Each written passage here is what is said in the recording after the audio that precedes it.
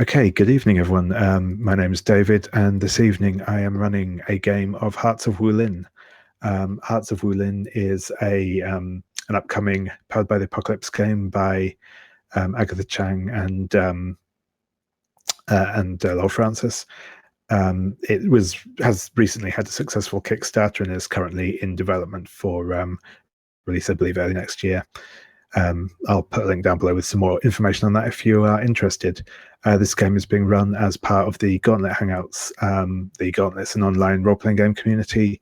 We play all sorts of games, primarily focusing on story games, OSR, indie games in general, really. So that's sort of our shtick. We have a website which I'll link to below, which gives details on all the stuff we do, which includes the Codex Zine, which is a monthly role-playing zine with various both new games and sort of additional material for existing games in it. So it's well worth checking out. We also have a family of podcasts and a forum, as well as our calendar for scheduling online role-playing games like the one we're running this evening. So that can all be found at gauntlet-rpg.com. Again, I'll put a link in the description to this below. So the sort of premise of Hearts of Wulin is a game about martial artists in a fantastical take on China. It's heavily influenced by China, but we're not going to be kind of hidebound by particular historical things. It's more taking on the feel of the sort of wuxia fiction, whether that be in books, films, or TV series. Hearts of Wulin in particular takes its sort of inspiration from the sort of long-running Chinese dramas, which have focus a lot on the relationships between the characters, as well as on the sort of the high action. So that's sort of what we'll be looking at today. We'll be looking at how our characters all interact with each other and bounce off each other, and so on and so forth. Before we begin, I will ask everyone if they can introduce themselves and then give a brief overview of their character. So I will go through in order the character keepers. So I will start off with Puckett, if you'd like to introduce yourself and your character.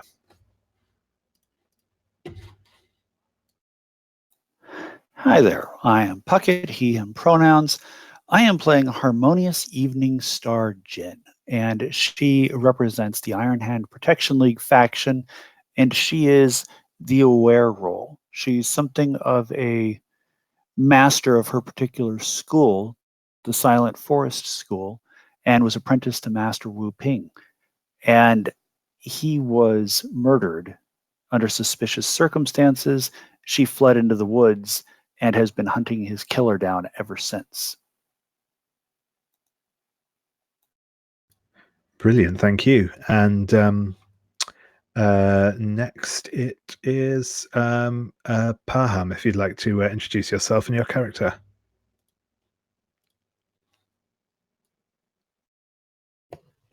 Okay, so if memory serves, I'm playing Ming. Ming is a rebel. He's also an outsider, meaning that he is currently from a martial school that is competing with the main martial, the main school of the Shang clan. The name of the school is Prismatic, I think, Chameleon. That is the school of martial arts that the Shang clan has.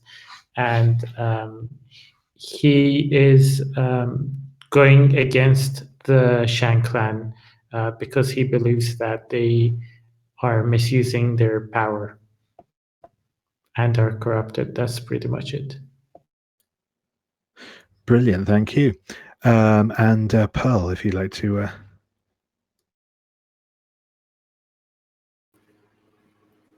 Yeah, I'm Pearl. I use she and her pronouns, and I am playing Gentleman Baoyin. He is affiliated with the Screaming Ghost. Wait, not Boast. Ghost. Screaming Ghost Brotherhood, which is a rather disreputable. Or I suppose the word isn't disreputable. We should call it what it is. Oh, bother. Unorthodox / unrighteous faction. But he's not really wanting to be involved with them so much as his lifestyle has led him to become entangled with them, and he would prefer to move on, but they are hard to get rid of. And I'm in the role of the unorthodox playbook with the accidental line, as it were. So this game, actually, like, I am constantly worried I'm misinterpreting things, but I hope I've got it. It seems to me that basically my role is to, like, bumble around having the good luck not to get killed, while also being a sort of wheeling and dealing, free-spirited type, to the extent that you can be free-spirited in Hearts of Wulin, which I think is probably less than I would think. So we will see. But my story is that I'm a traveling salesman who's very happy-go-lucky and intent on sealing the deal despite my penchant for attracting bandits who try to rob me. But somehow, through sheer luck, I managed to survive using my cleverness and agility. And unfortunately, through those sorts of hijinks, I did become indebted to the Screaming Ghost Brotherhood, and I am perpetually trying to find the right deal to get rid of them. I fight in the style of the Dance of the Flying Rabbit, using a long silk scarf as part of my stylistic moves. I am aligned with the element of fire, and my entanglements are that... Actually, might want to slightly change this, but I don't know. He's not here today, so it doesn't really matter for today. That I still pursue Changing Wind, who rejected me despite the interference of Harmonious Evening Star Jin, who holds an unrequited love.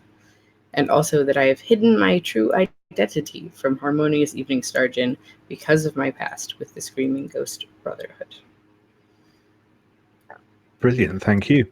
Finally, Stephen, if you'd like to introduce yourself and your character, and then we'll look at people's entanglements. All right, I'm playing Wei, a wandering monk who is also known as Auspicious Dumpling. He was a child monk dedicated to the Jade Lake Temple. They were attacked about 15 or 20 years ago. All of the masters were killed, but since I was away from the temple at the time, I survived, and I have been wandering ever since. My style is, well, my teachers at the temple, they said that it didn't belong to any known style. They called it the drunken elephant style. And I took that as a great compliment that I had invented my own style. And so that is an earth style. It uses improvised weapons. I mean, in appearance, I'm sort of big and round and soft, like a huge friendly panda, and dressed in monk robes with a shaved head, a walking stick, and a begging bowl. And I have sworn an oath to always trust the honorable attentions of those who offer me hospitality.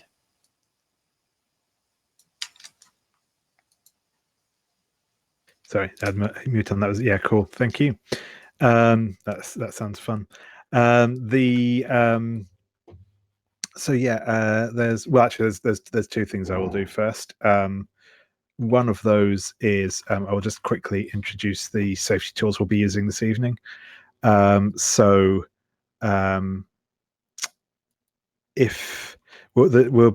the primary safety tools we'll be using.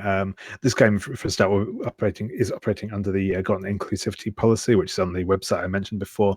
This basically just governs how we're going to kind of interact with, deal with each other, and it's basically the core thing is we're going to treat each other as friends and respect each other and be nice to each other. Basically, it's a little more complicated than that in the writing, but that sums it up. On top of that, we've had a discussion before we began about lines and veils, which things we're going to either omit entirely or kind of just gloss over in our play of the game to ensure that it's a fun experience for everyone. And finally, we use a couple of safety tools. One of these is the script change tool by Brebo Sheldon, which is essentially a series of commands which we can use to kind of control the game in an out of character fashion to basically just guide it around stuff we might not want to do, or to focus in on stuff that we do want to look at. So these tools are, or the primary tools. There's a couple that I'm less important to use all the time, but there's a full list of them in the PDF in the shared folder. But primarily, the most important one of all is pause. Pause can be called either if you just literally want to take a couple of minutes away from the screen, a couple of minutes away from the screen or whatever, or even just like if a scene's getting quite intense and you just want to call things off for a moment just to breathe, you can call pause for that. Or we can use pause to essentially break us out of the fiction for a moment if there's something you want to discuss out of character. So you might say, pause, whereabouts do we want to go with this scene? Do you want me to, try and do this thing, or do you not? That can be particularly important in a game like Hearts of Wulin, where sometimes you might want to say, you might want to call out specifically and say, my character wants to try and do this thing, but it would be more interesting if your character got the wrong end of the stick, or that sort of thing.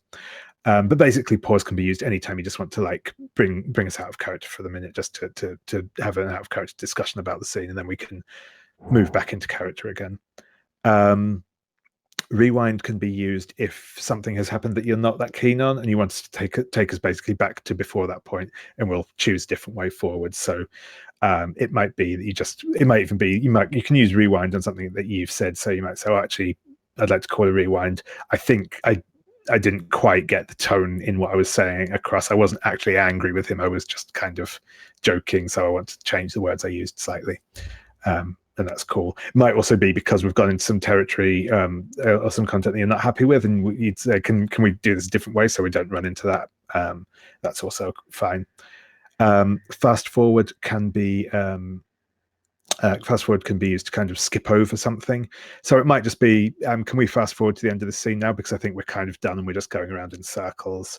Or it might be like, actually, I don't want us to focus in on this detail. It's kind of a bit squicky, and I don't really want to have a big detailed discussion of beating this guy up. Can we just assume it's done and move on? Finally, the step-by-step tool, which can basically just be used to say, can we just take the scene a bit slower and stop in frequently to check in with each other and make sure everyone's happy with the way it's going forward. So those are the four main ones. There's a couple of others, but they're slightly less important, I personally think. Cool. So finally, we will also be playing with the X card in play. The X card is essentially just a way of bringing the game to a stop for a moment. This particularly if we're getting into some like content that you're not happy with, but it doesn't have to be. That can be any time when you want to stop and sort of kind of excise something from the game, or change the way we're doing something. You can do this by just saying, I'd like to X card. You can sort of hold your hands up in front of the camera if you've got your camera on, or you can put something in the chat. In general, saying X is probably the way that's going to get most people's attention at once, and that's just lets us know to stop. I might ask you what specifically the content is that you're not happy with, so that we can avoid that in future. But I won't ask you to justify why you're asking for that to be stopped. That's perfectly fine. I think that's everything on the safety tool front. So yes, the next thing we have to do is in Hearts of Wulin, as I sort of alluded to earlier, there is a lot of the game is about how characters interrelate with one another, the relationships they have, and how they kind of get into shenanigans as a result. And in order to drive this, everyone has a series of relationships called entanglements.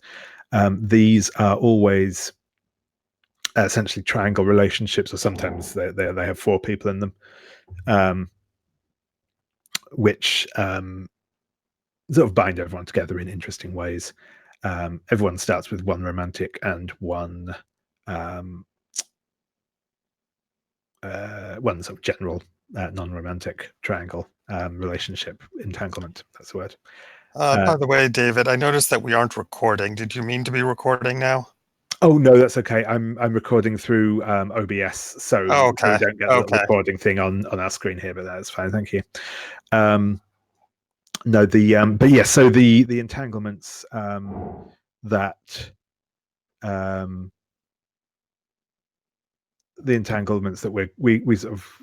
we've set up some entanglements between some of our characters already.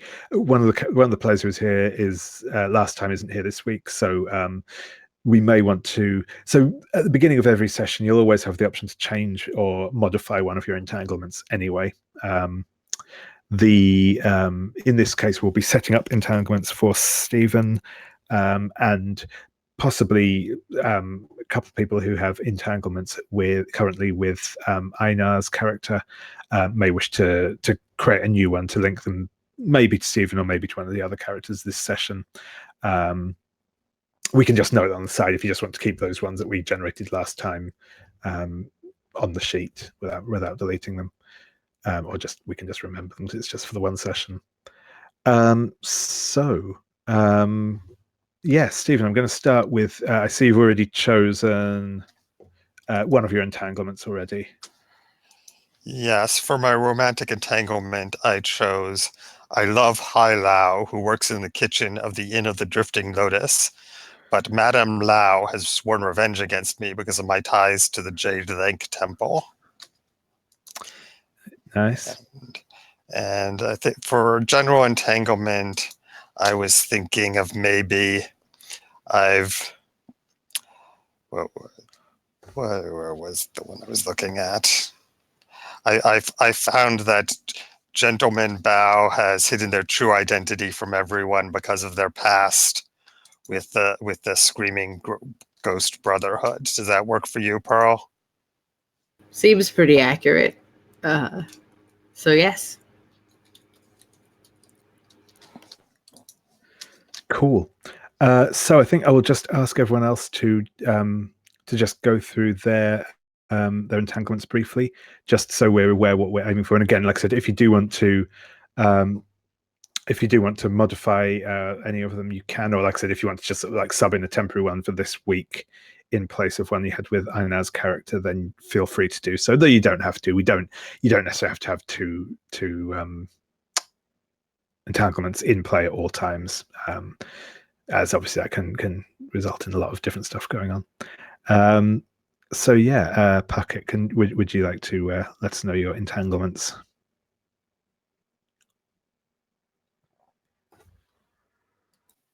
Bear with me. It's No getting worries. unmuted on Jitsi always seems like it's a little more difficult than it was on I never remember where the button is. It's like not a million miles away from where it was in Hangouts, but it still throws me every time. In case it's useful for anyone, M is the keyboard shortcut to mute on Jitsi, which I find easier personally. All right.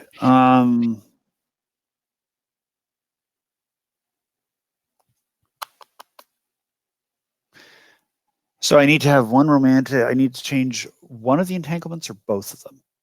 So do I need to create one with Stephen or two? Sorry, I was muted. You don't need to change either of them if you don't want to. but if you want to add in a new one for this that links you in with Stephen, then feel free to do so.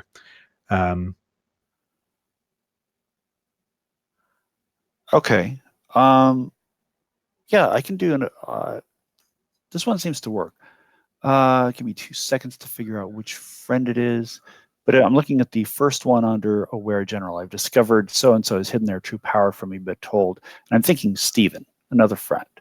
So I just need to figure out which friend told Stephen.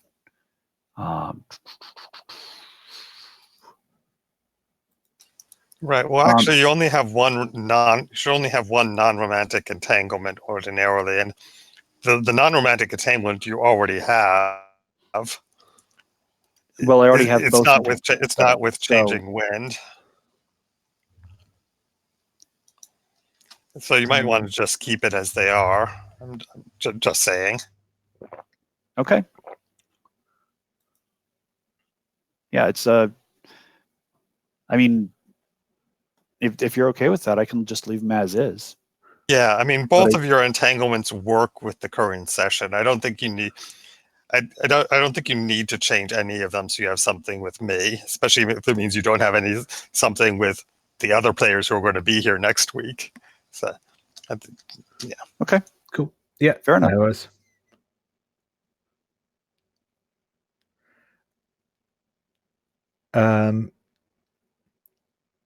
Yeah. Parham, do you want to go through your entanglements and make any modifications if you want to, but again, don't feel obligated. I like to play because one of the things is that, as I understand it, entanglements are a way for you, the master of ceremonies or game master. I don't know what this game calls you. Yeah, to generate mayhem. Yeah. What? I said I'm not 100% sure what term they've gone for yet. I think it's just GM, but I'm not 100% certain on that. Oh, okay, yeah. So I guess that's the way to create mayhem for you, and the fact that all like 1.5 of my entanglements go to someone who is not present now makes it a bit harder. So I was thinking, and this is something that I wonder what you think, Steve.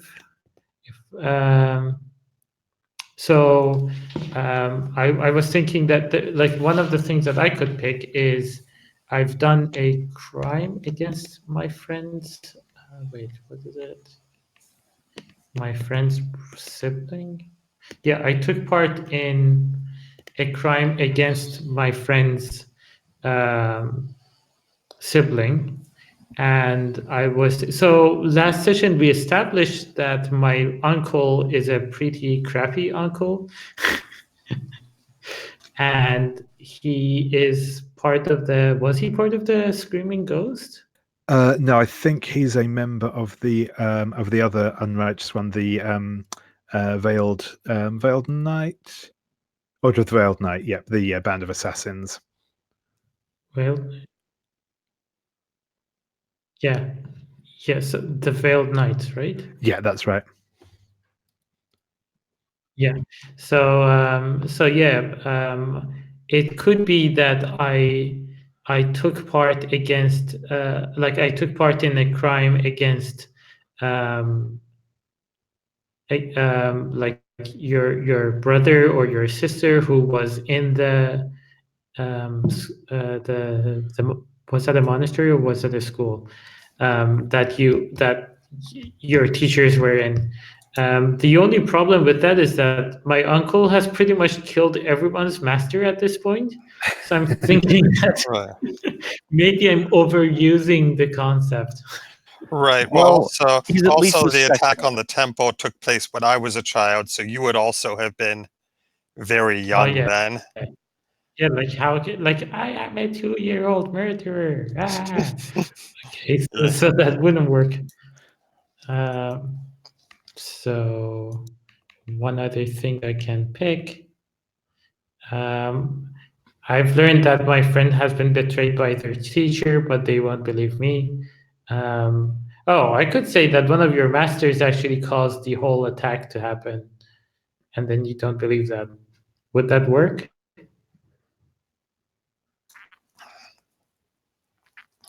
Yeah, I mean, especially like if you believe that they caused the attack, but maybe it's not true. Maybe you've been deceived. Yeah. Yeah, that sounds good. So, what my master? Do you want me to come up with a name for him? Yeah, sure. There is like this massive sheet of names that All right, whenever I open.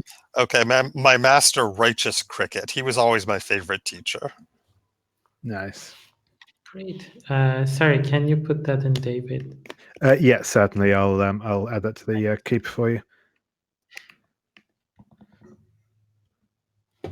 You can also do whatever coloring shenanigan makes it easy to remember that my first one is pretty much out of the game decision, right? Yeah. Oh, I have no romance decision. So sad.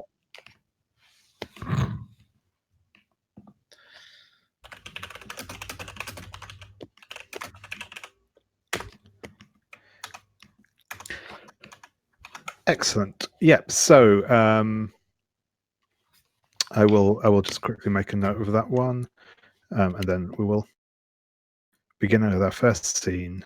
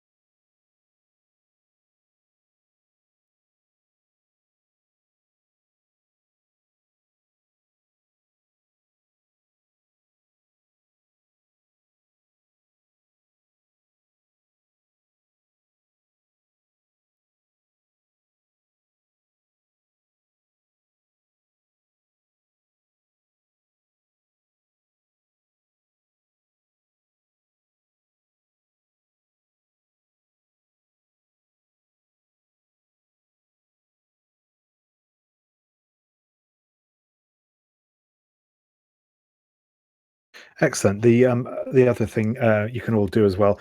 I've already done this one for you, Paham, because I obviously because I know your other one is probably not going to come up this time.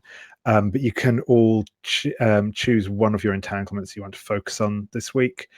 You can just highlight that, and basically the entanglement that you have focused, if that comes up in play, you get 2 XP at the end of the session. If you don't, if the one that you haven't highlighted, you get 1 XP if that comes up during the session. And more importantly, it's a signifier to me as to what you're interested in looking at this time. That's so you can do that now as well if you want. I think that covers all of the main stuff. So what I will do is I will set our our initial scene sort of thing, or at least our initial location. So, for whatever reason, all of you are staying at the Inn of the Drifting Lotus. This is a large travelers' inn at the roadside, on one of the major imperial roads. It's, as I say, it's a large, fine building. Has quite a few rooms here. A big sort of dining hall, drinking hall. It's set in some idyllic countryside. There's a small village not far away, but there's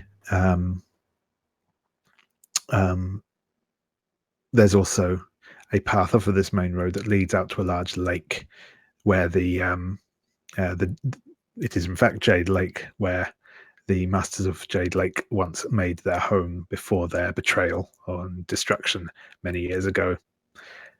The inn is run by Madame Lau, a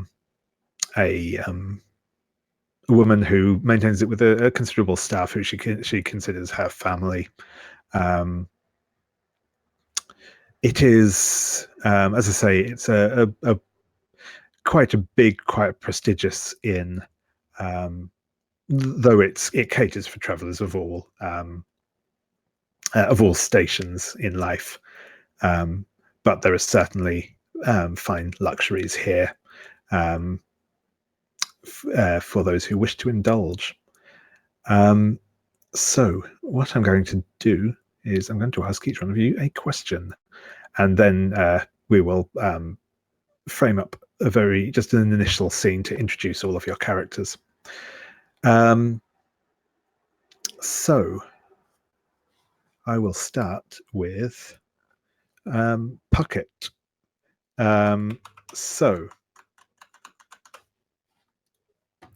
Harmonious Evening Star Jinn.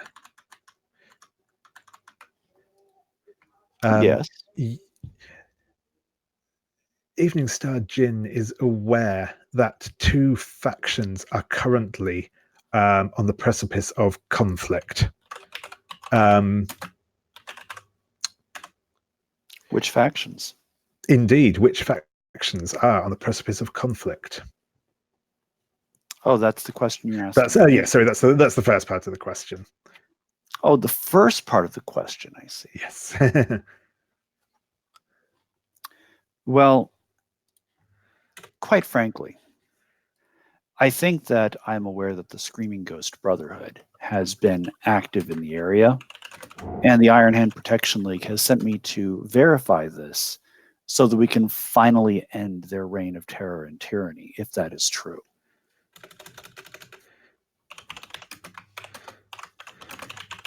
Excellent. So it's not so much that we're on the verge of conflict as it is that I'm verifying their presence. And if they are in fact present, then I'm going to send word to the other members of the league and see who can show up to help me out. Excellent. That's interesting. The second question, that's for on that basis.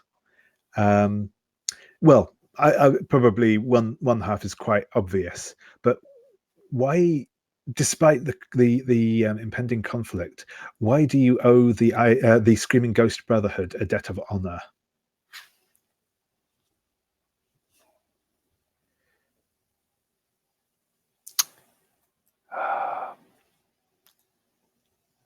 I don't like to admit this, but it's because of Gentleman Bao Yin.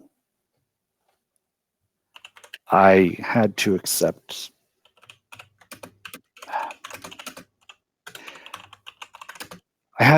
his assistance because I was wounded and I couldn't walk. And Gentleman Bao Yin happened along and made sure that I got to the next town where I was able to get some medical attention and heal and resume my wandering. But if it hadn't been for him, I likely would have died along the road there, and no one would have ever known the difference. Brilliant. Who was it who attacked you on the road? That I don't know. Hmm. They were masked. There were 3 of them.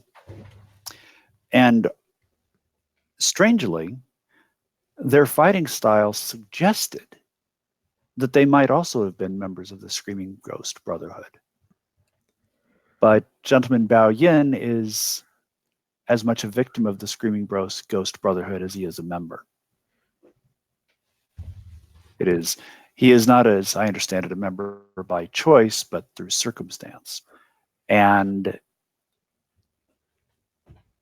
the way that they impose upon him angers me. Nice. Thank you.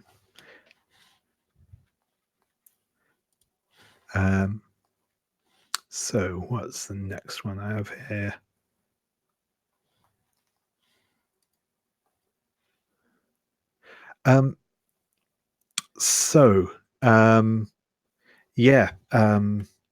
Ming. Who here specifically at the inn has wronged you or your people in the past, and what did they do? And this can be, an NPC, an NPC that you introduce into the story at this point. Yeah. Okay, I can tell you the story, and someone conjure up a name. So I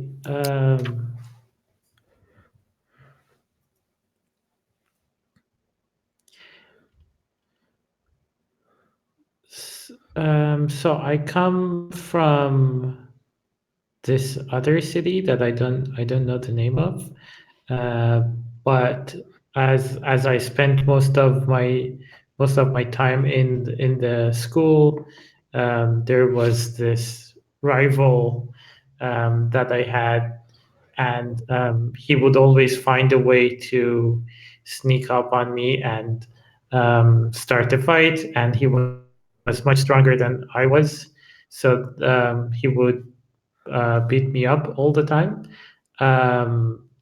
I have noticed that he is also in the Inn of the Drifting Lotus. I noticed him having a drink with a bunch of people and being really loud last night. He didn't see me because I was walking behind him, but I know that he is here. Excellent. And I think that will be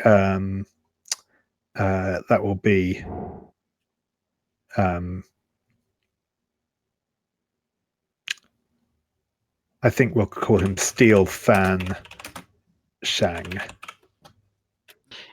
And are we keeping NPCs anywhere in a sheet, or I will. are you keeping? I've got some notes of my own, but yes, I'll add them to. Okay, I don't mind. I was like, should I ask you if I forget the name, or Yeah, okay. I don't mind asking you.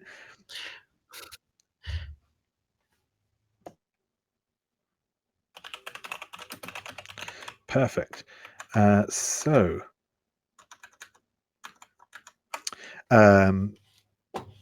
Bao Yin.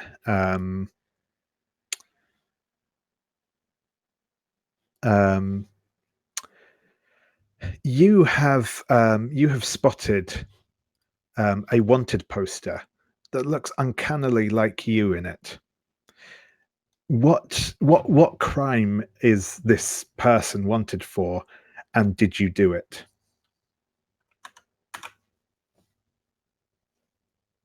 Oh, sorry, you're muted. Sorry. I was saying I definitely didn't do it. I would never commit a crime. I have no idea what anybody could be talking about. It does appear on the sign that I am wanted for having made off with some things in a nearby town. But I come by all of my wares honestly, and it does look uncannily like me, but I'm sure that it is just a coincidence.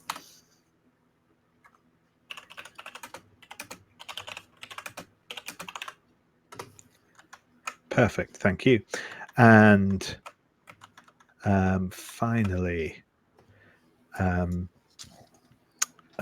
Wei, what luxury have you seen on offer here at the inn, and do you intend to indulge yourself or abstain?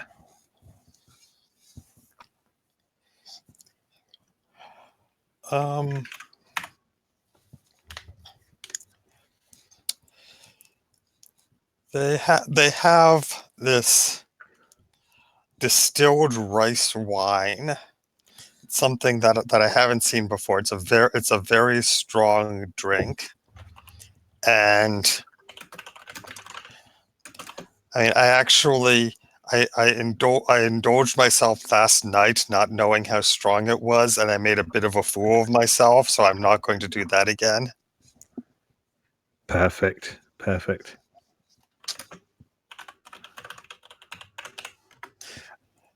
Okay. In fact, I mentioned to Madame Lau that I grew up near here at the Jade Lake Temple, and she gave me a very strange look when she heard that. Excellent. Excellent. So we will just do a short scene just to give you all a chance to introduce your characters in character, and then we'll take a quick break.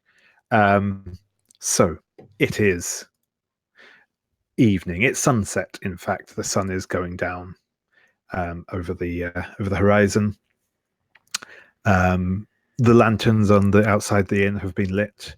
There's so in front of the inn there are sort of a couple of like decorative pools with fish swimming around in them, and lots of lotus blossoms, lots of lily pads essentially floating on them with their flowers out in bloom.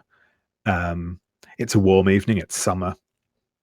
And there's a gentle breeze, but it's quite hot, quite humid. The inn is quite busy. There are a number of guests already here, sat both inside and more so. There's a large courtyard in the back, which again covered in lanterns, and a lot of people are out in the courtyard enjoying the evening air, drinking, eating, talking. And so I'm going to ask each one of you where you are or how you enter the scene. So I'll just go through in character keeper order again, unless anyone wants to hop in. So Puckett, where do we see Jin this evening? In the corner of the dining room, and I'm down on my luck. I have only a few coins, and so I have very carefully selected only the food that I know will sustain me and keep me from being hungry, while also allowing me to pay for my room this evening. So it's a very modest bowl of rice. There's no fish in it. There's no vegetables. It's literally just a small bowl of rice. Excellent. I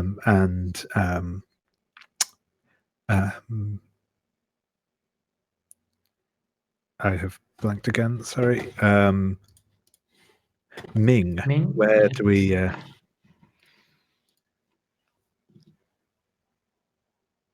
Yeah, sorry, I interrupted you. Go ahead. No, I was just going to say, where do we see Ming this evening? So I have worked out a deal with Lady Lau to stay for a longer time in the inn for a cheaper price. While I try to find a house for myself, these people are not really okay with someone who is not from around town to come and get a house. So I'm still trying to figure out where I'm living. So I come down the stairs after an evening nap, and I'm looking around the room for an interesting conversation or someone I recognize, or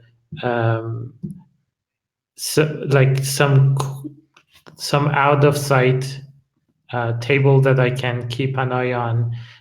Steel Fan.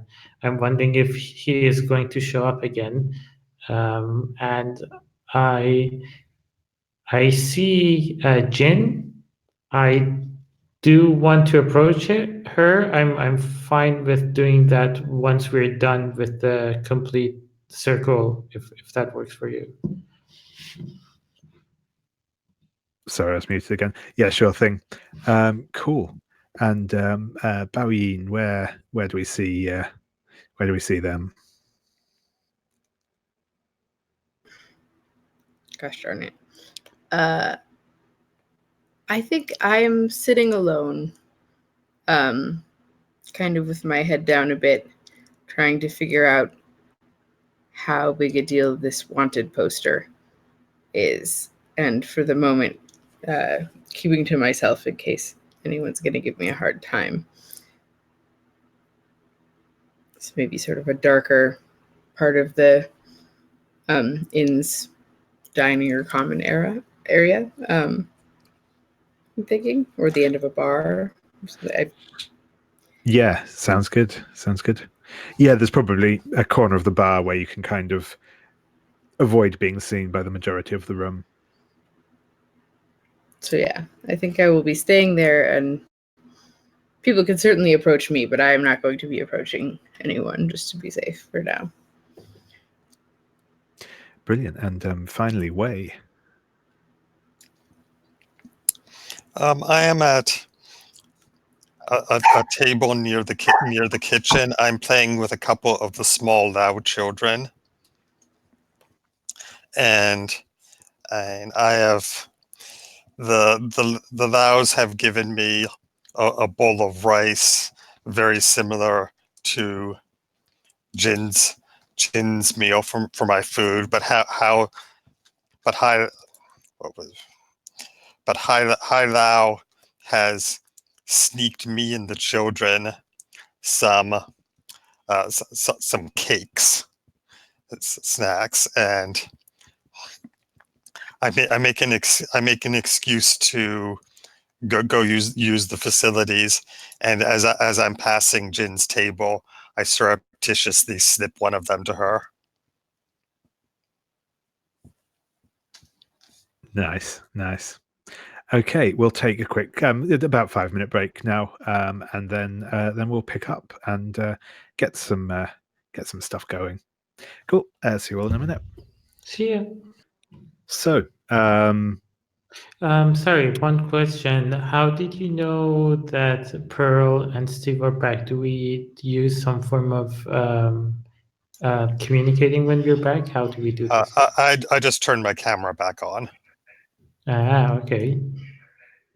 And I wrote that I was back in the chat that's on here, but I forgot that you only see the ones on Slack. Is that right? Or you only? Yeah, but I think I'm figuring out how this works. So if you type on chat, it's fine.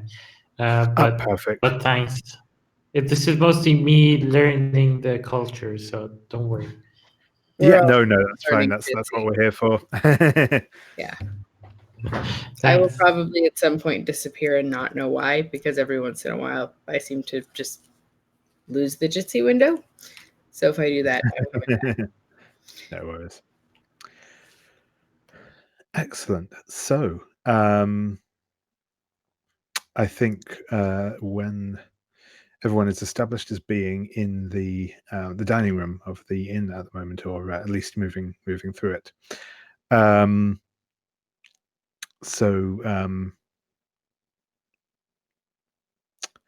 Wei had just slipped a small cake to Jin whilst walking through. Were you then planning to head out of the dining room, Wei? Yeah, I mean, basically, I went out to the bathroom as an excuse to pass Jin's table and pass them the cake, and I'm going to come right back in. Sure thing. Cool. Yeah, and Ming, you were considering approaching Jin, if I'm not mistaken.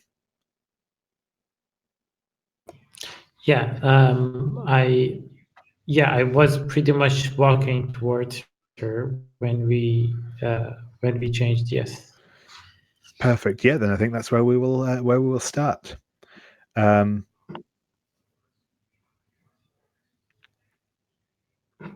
So yeah, feel free to begin conversation or whatever else you have planned. Or punch her in the face. Maybe I should say hi first. Hi, Lady Jin. Great to see you here. It has been some time. Has your health Yes, been indeed. well? And at this point, I pull up a chair and say, "May I join you?" It appears that you've already made that decision, but please go ahead. I smile and lower myself into the chair. Yeah, how are you doing? I heard that you were attacked on the road while heading to the city a few months back. That was a minor misunderstanding. I'm not sure what tales have been told of it, but I feel almost certain I can assure you that whatever tales have been told about it greatly overstate the actual events of the moment. Oh, were you unhappy with how things were going? Was it you who started the fight, or were you attacked by a group of people that you don't really have anything to do with? I think you know my reputation well enough to know that I strive to avoid conflict whenever possible. I certainly don't begin it. I nod, and out of the corner of my eye, I'm checking the entrance and around the dining room to see if I can catch the guy. But I'm still in the conversation. And are you on a new training regimen? I see that you have a very modest amount of food. It does not do one well to fill one's stomach completely. It leaves you lethargic, sleepy, less able to respond. For example, you right now seem to be somewhat nervous, and yet it appears that due to your consumption this evening, you are overlooking something, or at least you haven't seen it yet. Oh, yeah, I managed to find an acquaintance that I would rather not meet last night. Fortunately for me, I'm still undetected by them. I don't think I would deal well if they were to see me, um, but yes, I also didn't eat much, mostly because of the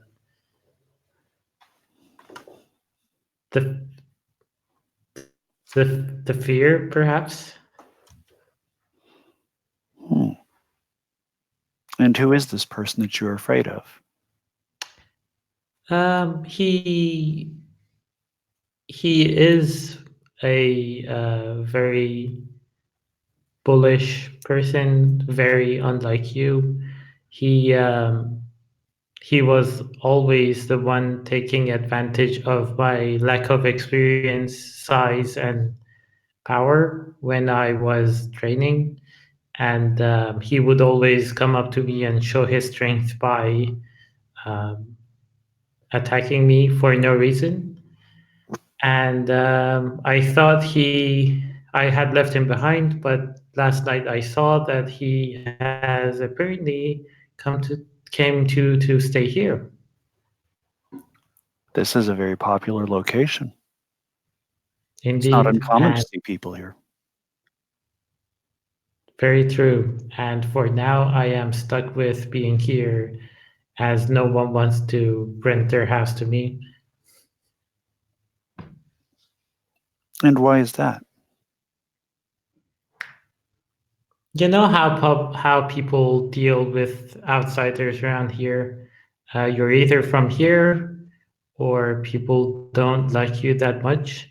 So so yes, people don't really want to rent their house to me. I have considered finding myself a temporary house, but nothing is working as of yet.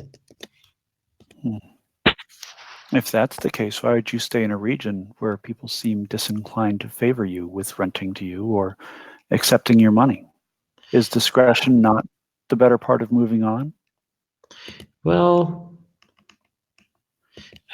changing wind this year, and I am here to keep an eye on a few people who seem to think that power comes for free and you should feel free to abuse it in whatever way necessary, and try to prevent them from getting way out of bound. So I'm afraid I'm stuck with being here for now. But that's great. At least I get to meet you on this fine evening. It is an enjoyable evening. I was very much enjoying my rice. Yes, don't let me stop you. I will keep searching for my nemesis as you dig through that. Oh, by the way, what is that cake? That is very that has nothing to do with rice. Honestly, I am uncertain. It appeared at the edge of the table, and I am not sure why, nor am I sure of its provenance. And it's rude to eat food that you don't know when you don't know maybe where it came someone from. wanted to offer help and get on a good feed with you. Such things are best done with invitations, don't you think? I am the wrong person to ask. After all, I pull up the chair and ask for permission second. Well, that's something you're aware of. Perhaps that's something that you can choose to change. Well, I like it. I think sometimes a step forward without being granted the permission is good, but maybe that's why I get into trouble very often. That certainly could be the case. I hope that you either find or avoid your nemesis. Yes. Whichever is most advantageous to you. Thank you.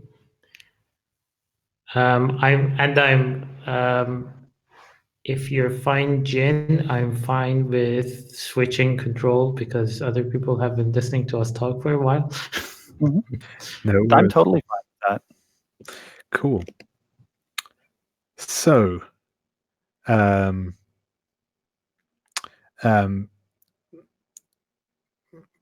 you're sat at the bar.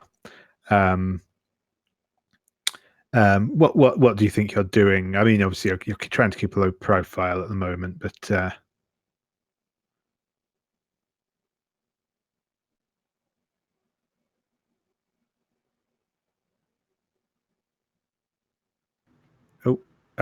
Hello? Hey, yep. Sorry, I think my computer froze for a moment there. No worries. I think the last thing was Parham saying that perhaps we wanted to shift focus, and then everything kind of stopped. No worries. Yeah, no, I was just asking. What. So Baoyin's still sat at the bar. What do you think Baoyin is doing at the moment? I think mostly brooding and sort of when it seems non-obvious, sort of looking around to see if anyone's eyeing him or. Yeah, cool. But so we'll get the dice out here, I think. So there's a move called study. When you study something in order to change the game state, roll. On a hit, you gain basic information, and then depending on how well you do, you get some hold to ask questions. So you can choose to roll this with any one of your elements. Whichever one you think kind of feels thematically appropriate, really, for how you're acting or what you're doing. So, for instance, earth is caution, which might be appropriate here, or water is awareness, which also sounds appropriate. Yeah, I was eyeing water and earth. I was also eyeing metal because of the control and calculation. Yep. So I don't. Pick whichever one you feel in that case. I said there'll often be several different ones you can choose from. So yeah, just feel free to go with whichever you'd rather. Earth is probably the most. Yeah, Even though it's going to handicap my roll slightly, that's okay. I'm sure it'll be fine. No, it will not. My roll is terrible. That's okay though. I don't mind. So 2d6. Color pocket already has blue. I will do purple.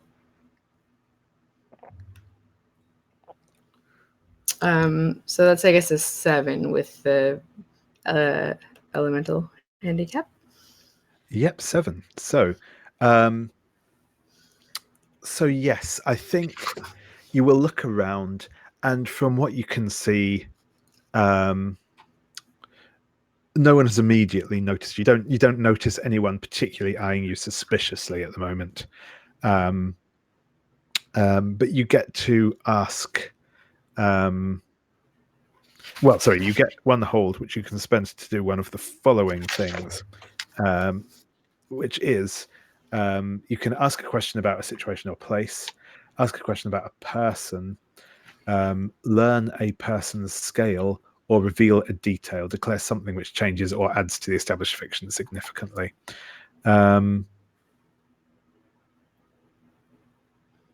Oh no, sorry. Actually, I will give you. Sorry, the one thing you will notice that you don't have to ask a question for this is you what you do notice. Like I said, no one has actually noticed you yet. You don't think, but you do notice someone sat at one of the other tables, currently drinking tea, who is wearing the robes of a magistrate. Okay. So I guess my question. I'm going to do the ask a question about a situation or place. Yeah. Situation and place. Is there anyone in here who is actively likely to try to target me in some way?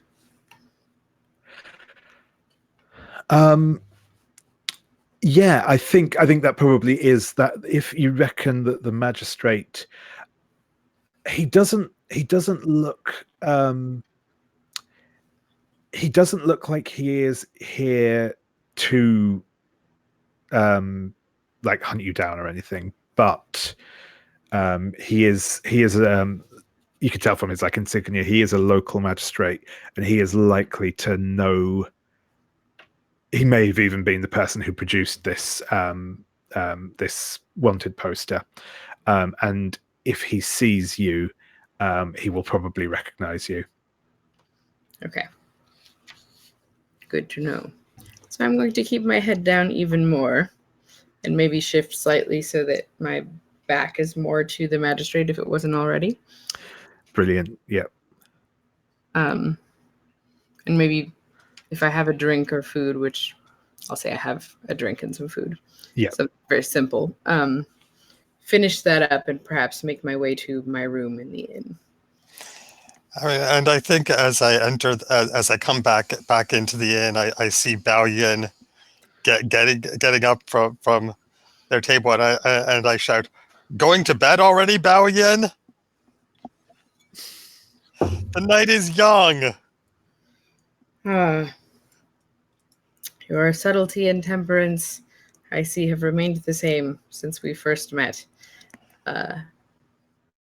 Auspicious dumpling. Thank you. But I do think I think this evening, turning in early is going to be the best choice for me at this time. I do hope I will see you again tomorrow or sometime soon.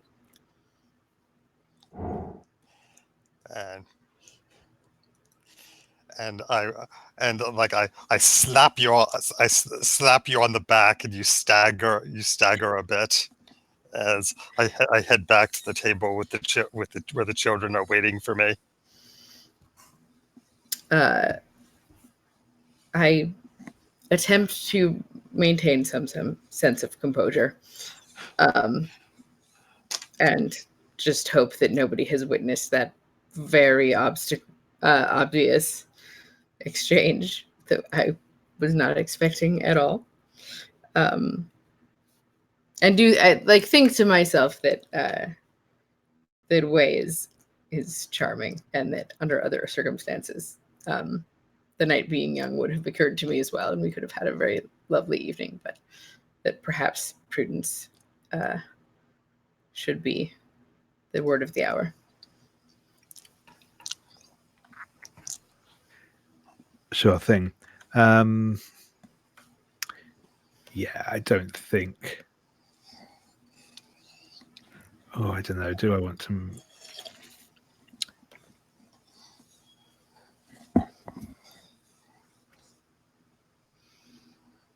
No, that's fine. I think you can. I think you can slip out of the room without being noticed.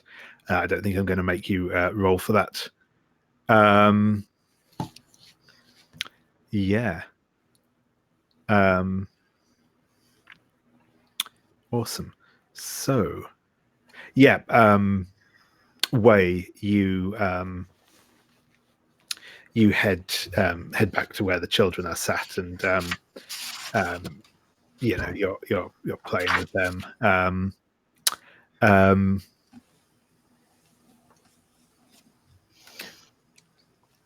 And I think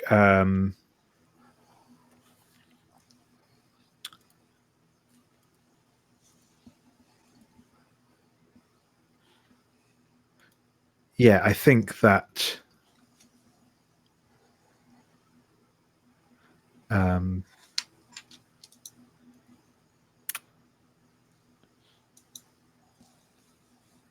Hai Lao is going to come out of the kitchen. I think she's got like a tray of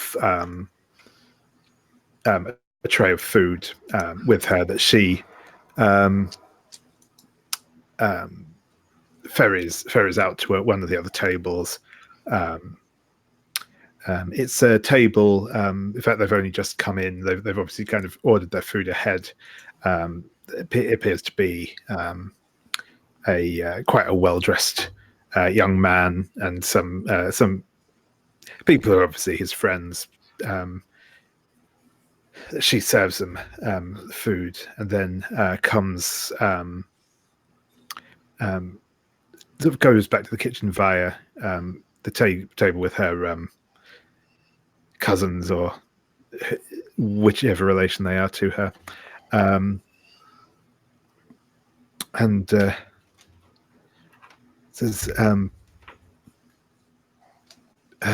"Brother Wei, it is good to see you here again. It has been a little while since last you came through the inn." And yeah, it's like I put my hands behind my back, and I stand very straight and very, very dignified, and said, "It is always a pleasure to greet you, Hai Lao." And I think the children are giggling. Yeah.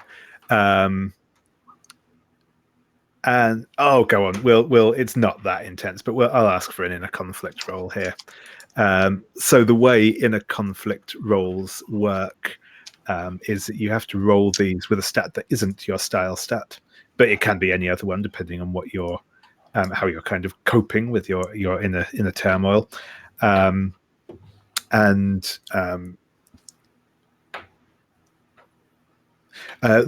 thing to note with this is that you always mark XP when you roll inner conflict. If you fail, you mark a second XP. All right, and I think this is a control roll, so I'm going to roll with metal. Excellent.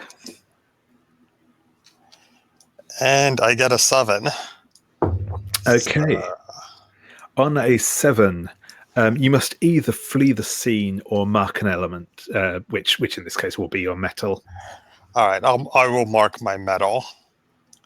And yes, and I I'm I am trying to maintain my dignified composure, but it's like I put my hands behind the back, and then I start to reach out for her, and then I realize that would be improper, and I put my hands behind my back again, and I'm starting to blush. Yeah, the giggling from the children behind intensifies, and one of the children, stage whispers to the other,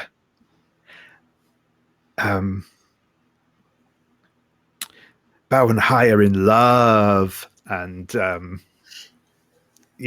there's further giggling from behind you, as Hai Lao makes every effort to appear not to notice.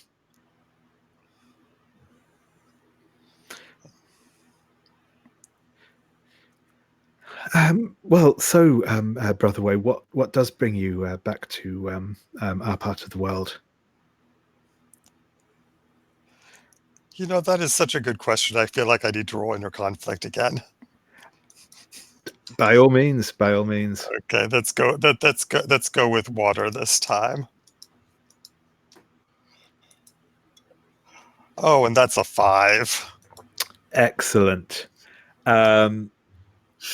So that means that you do at least get to mark another point of XP as well. But yes, the at that point,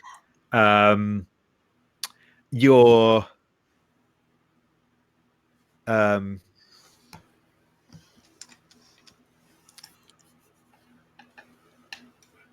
aware of her presence before she speaks, but Madame Lau appears behind you. She's a lady of probably maybe in her 50s. Her hair is steel grey and pulled back into a bun. She's not very tall. She's quite large. She's there's definitely a certain amount of power to her as well, the way she carries herself. But she's clearly not a stranger to hard work at the inn, as well as its culinary delights.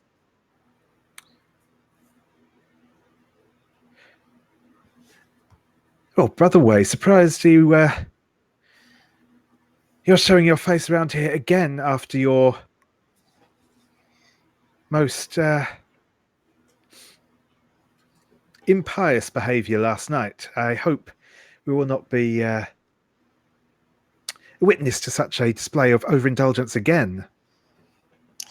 Right, and I turn to face her, and I get my legs tangled up in a chair, and I fall on the floor. Did you want me to mark a condition? No, that's okay. I think just the intrusion of Madame Lau onto the scene is fine for me for now.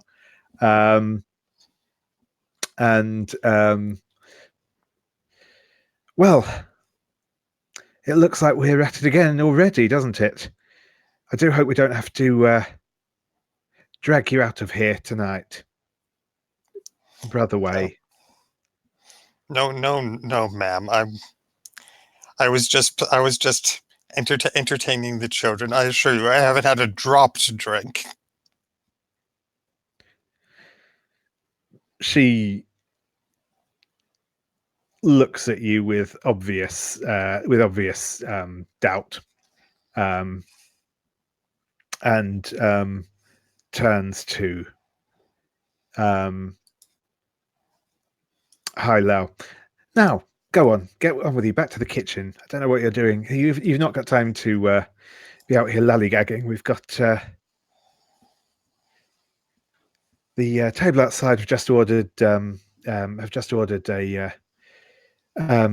platter of dumplings. Get back to it. And as Hai Lao scurries off.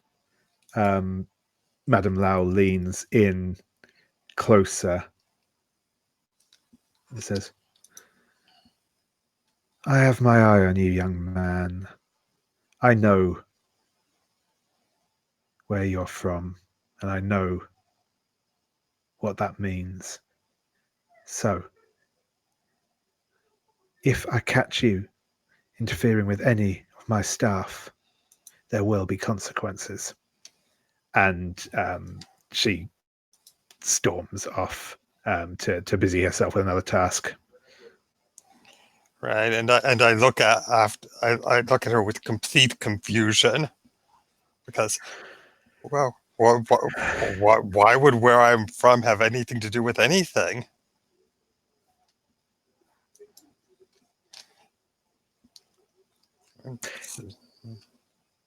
Brilliant.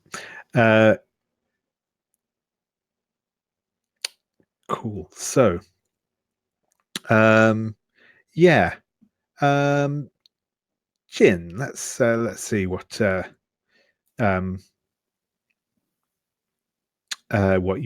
up to. I think I'm having an internal conflict Yeah. because I have looked in my coin purse and realized that I only have enough money for this bowl of rice and one more night in the most modest accommodations at this inn. And what I'm struggling with is whether I should try to pull Madame Lau aside and discreetly ask her if there are any tasks that she needs performed, if there's any work that I could do for her to either earn her favor or perhaps some coins or both. Yep. Yeah, that sounds good. Yeah, what element do you think you'll be rolling for that with? Is this sort of trying to kind of I suppose what is the conflict here? Is this Jin sort of trying to overcome her pride? It is very much pride versus humility. Yep, sure thing. And I think I want to roll with fire. Yeah, that sounds good.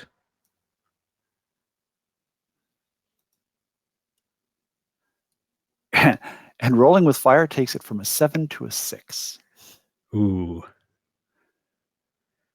So I will mark fire and gain 2 XP. Yeah, so I think, and if it's okay with you, may I suggest that failing that roll means that humility wins out and she tries to seek Madame Lau's assistance. Whereas if it had succeeded, her pride would have basically just said, I can do this on my own. I'll figure this out. Yeah, sure thing. Yeah, I think that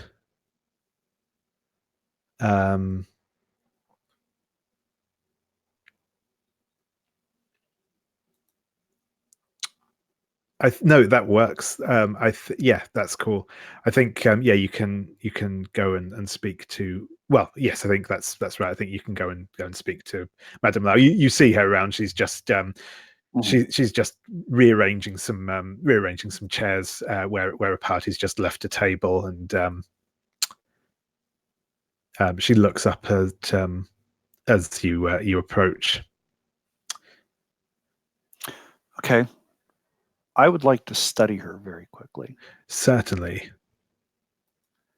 And with that, let's see. What do I want to roll with here?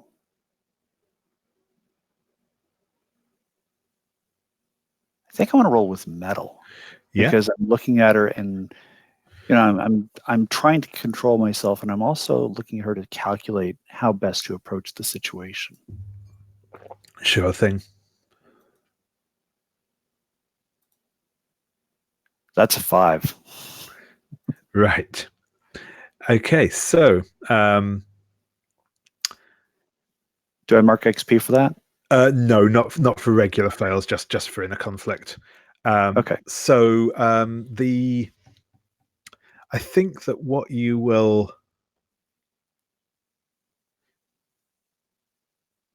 It doesn't say what it does for a miss on study. No. It's just sort of a regular hard move type thing. I think that it will be. I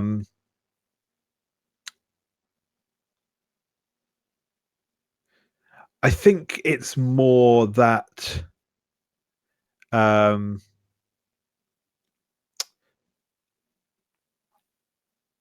Madame Lau notices as you approach, and as you kind of give her a look over, and she kind of looks back at you and gives you a kind of glance as well. I'm going to ask.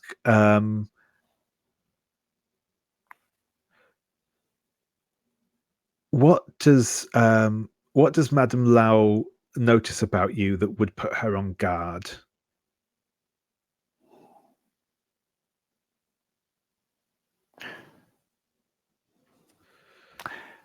I think she notices the modesty of my clothing and is instantly suspicious that I'm a beggar who is going to ask her not for work or a task, but for charity in the form of just giving me coin.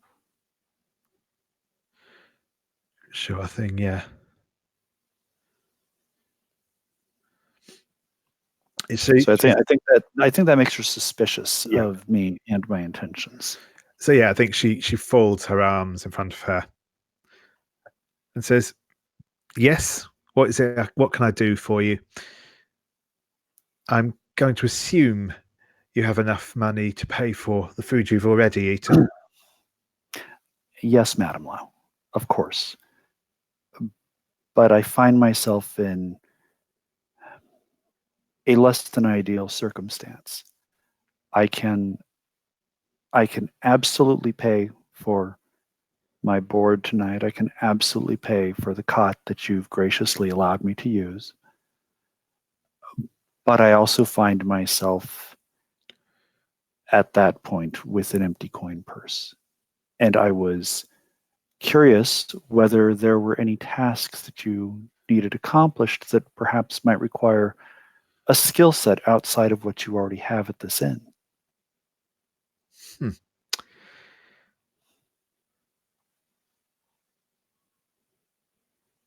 Well,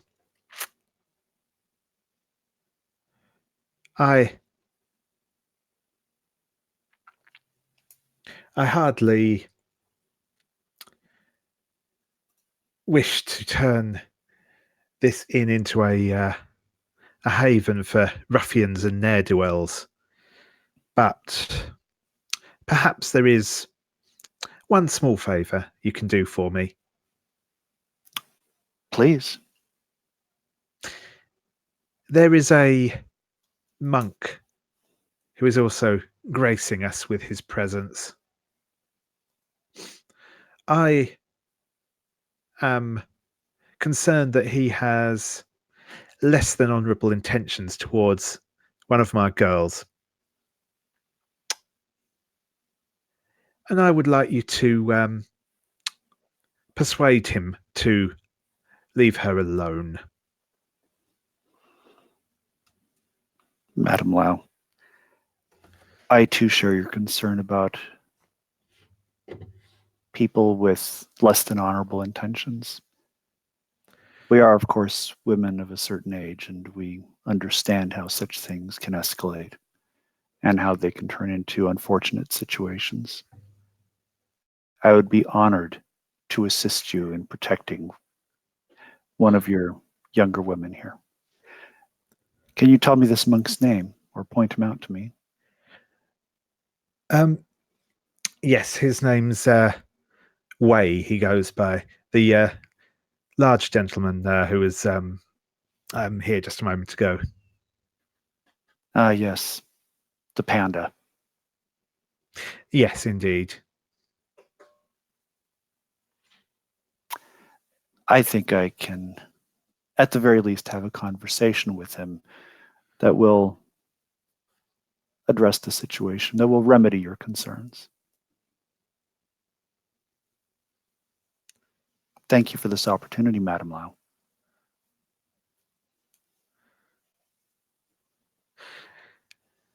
That's quite all right. Just,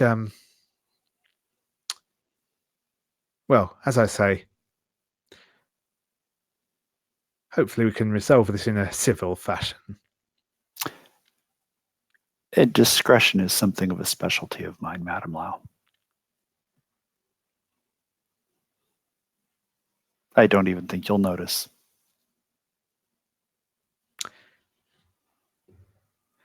Excellent. And Ming, I think we'll go back to you now.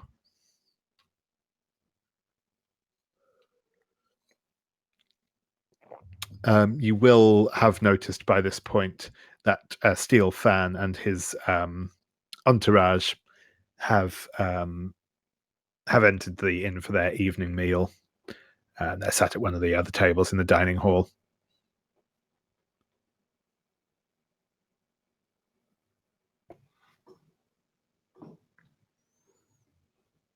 Okay, so I am going to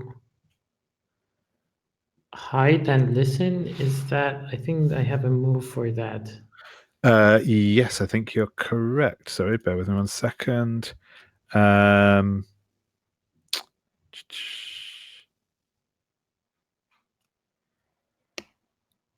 I can either do study or yeah, probably actually study is more is appropriate the better at the one. moment. Okay. Yep. Okay, so this is mostly me trying to figure out what they're up to, or Yep. if I can hear anything useful about what they're going to do. So I'm rolling 2d6 plus 1, right? Yep. I'm Yeah. going to- So yeah, if you're going for, I think you have a couple of different elements you could roll. So, but yeah, I think water or wood would probably both be appropriate in this. Yeah, I'm going to go for water then. Yep. And the result is 4. Nice. Yeah. So I think you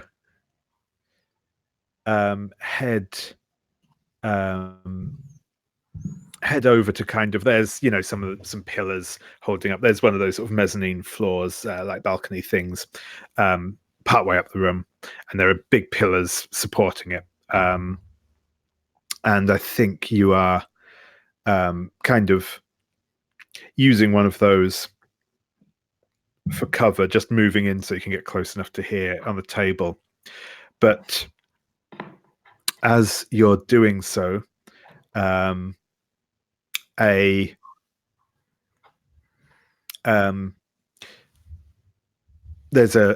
another waiter going past behind you, bumps into somebody, and several cups fall off of the tray they're carrying, hitting the ground and clattering. Steel Fan Shangs turns around at the disturbance, and his eyes light up, and a cruel smile spreads across his face as he sees you. And he gets to his feet. Oh, well, if it isn't little Ming. I did not expect to meet you in so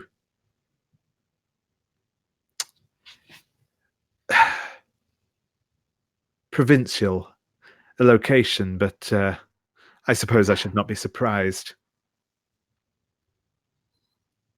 So I try to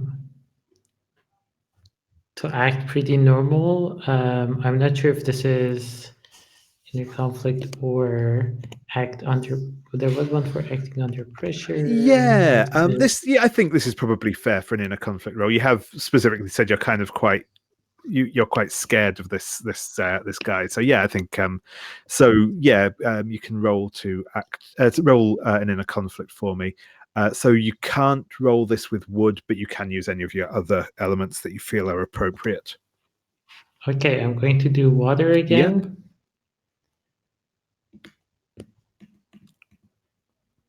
Ah, 4. What? It's one of those evenings. Right. So Wait, before I forget, let me move my XPs.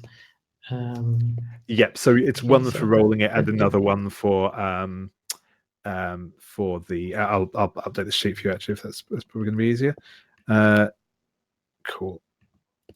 Oh, okay, thanks. Yeah, no worries. And yes. So I think how this looks. You can mark water for me, please. Again, I can do that for you there. So, yep, you're currently not able to roll water for anything, and kind of you're probably feeling a bit nervous, a bit uncertain about yourself. But he can clearly see that he's made you uncomfortable, and it impresses him all. It not impresses, or it clearly delights him all the more. He says, "You really haven't changed, have you? Still so flighty."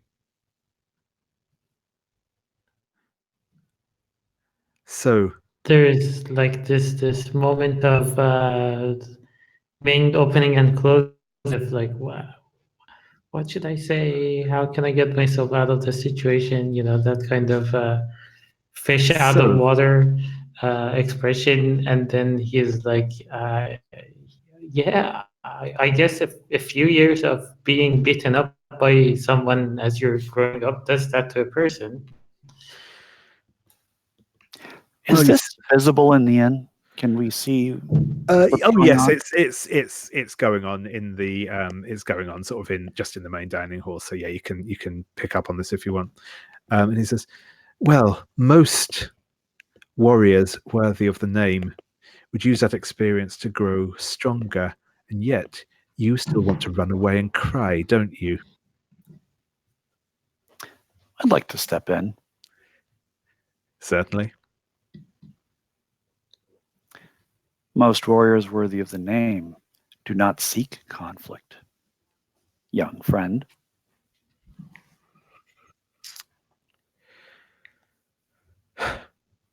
And who are you, old woman? I don't recognize you.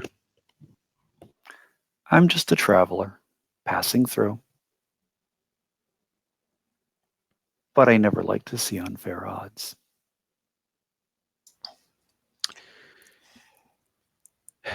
Well, you certainly have the right of it there. Ming never could stand up to me, and I'm sure his skills have not improved to the point that he can now. All right. I'd like to use my master move.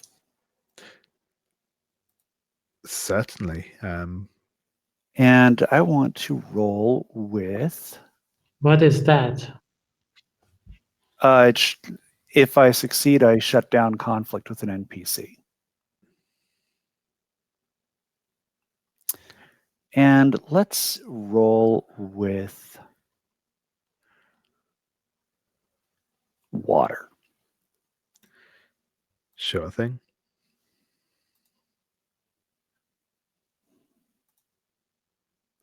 That's an 8.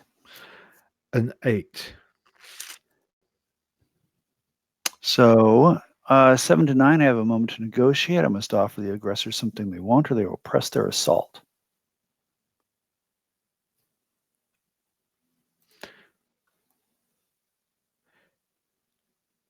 So I think I know what I think I know. Yeah, I think he will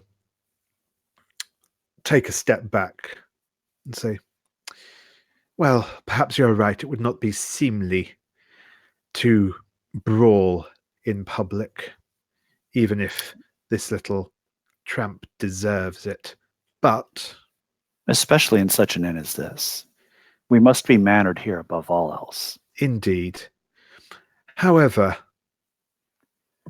if he considers himself a warrior, a part of the Wulin, then surely he will not turn down a formal duel in the morning, perhaps. An interesting proposal.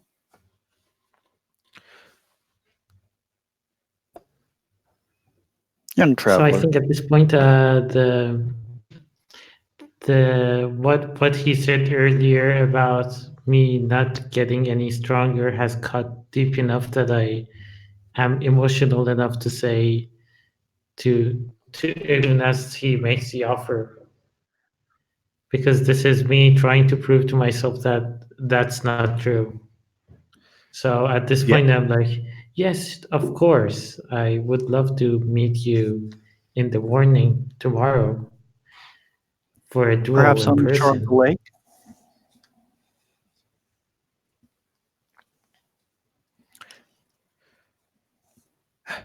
Well, very well. We shall meet. What? Sorry, someone spoke, but you broke up. Perhaps on the shore of the lake at dawn?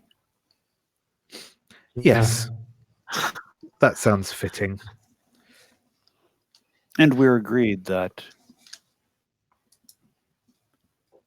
whenever someone agrees that the fight is over, that it ends. There's no need to incur serious injury. This is, of course, a contest between two people. Then there's no reason to cause permanent harm or serious wounds. Of course, of course. He kind of waves his hand in a dismissive fashion and goes back to his seat.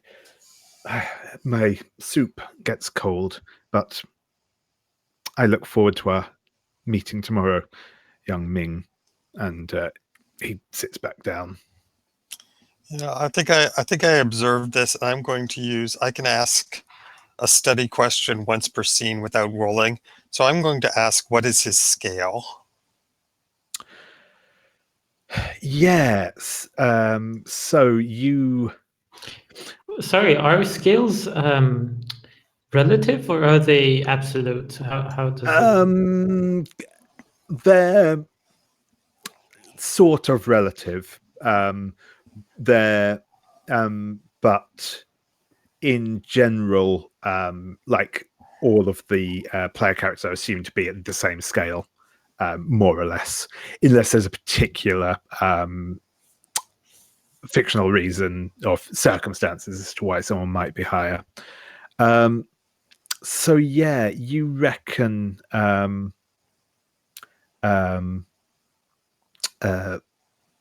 way that he probably is higher scale. He's probably not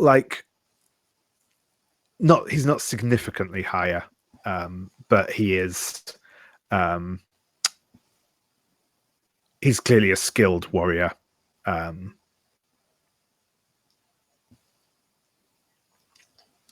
Okay, I mean,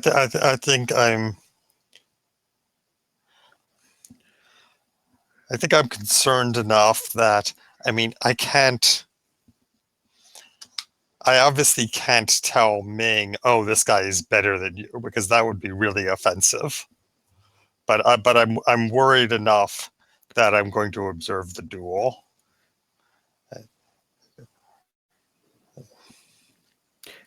Cool. Excellent. And I think we will take another quick break there. So again, about 5 minutes again. And then we'll come back and catch up with Gentleman Barin and then probably proceed to the duel. Okay. I would like a scene before the duel. Oh yeah, so that of course. My final master move. Perfect. Yeah, that's cool.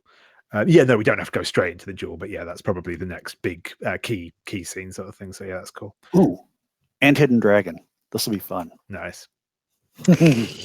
Okay, so see you after 5 minutes. Yep. 5 minutes. Sorry, that's me talking to myself for a moment, and I think everyone's back now. So we will. I think we'll see. So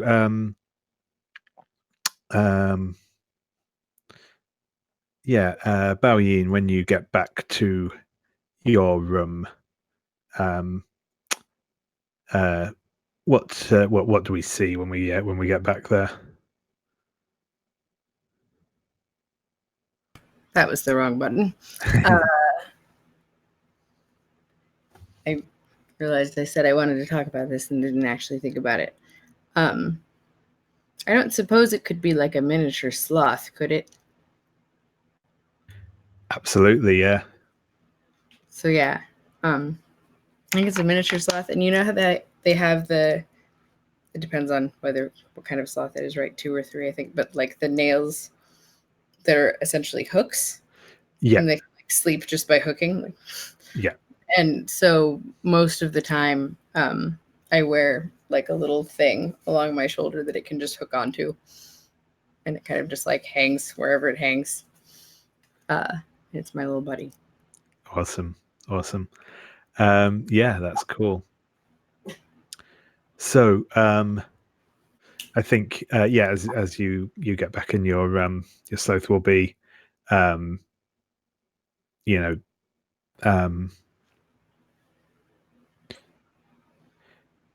it's hanging from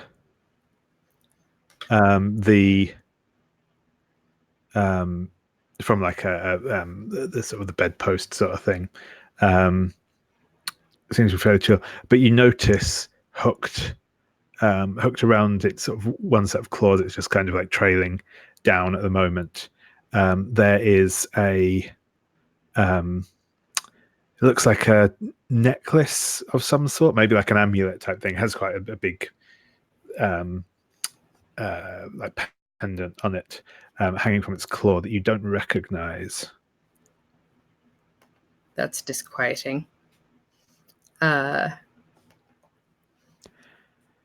see.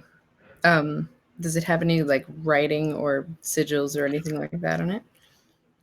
Not exactly, no, but it looks like it looks like it might be kind of a, not like a mark of office necessarily, but it kind of has that look like it's been designed to show off someone's status sort of thing, though it doesn't have any like specific, like it's not got like a house crest or anything like that on it, but it's that sort of piece. It looks like a sort of signature piece sort of thing. Okay. So I think I sort of glance around a little bit. Like, Lilu, what do you have there? Because I've decided he's named Lilu. And then I'm going to search the room. I can do the search move, presumably. Or something to try to study. Is it study? Yep, study is sounds good. Yep. To try to figure out what on earth is going on here. And that I will roll it with I don't know, earth or water. Yeah, whichever you feel like. Yeah, because water covers awareness, so it's often a good call for study. But if you think there's a different approach you're taking, then feel free to roll with. I mean, I think I'm trying to be cautious and focused, but awareness is actually the main thing I need. Yep. Yeah, so no, that sounds fine. Yep.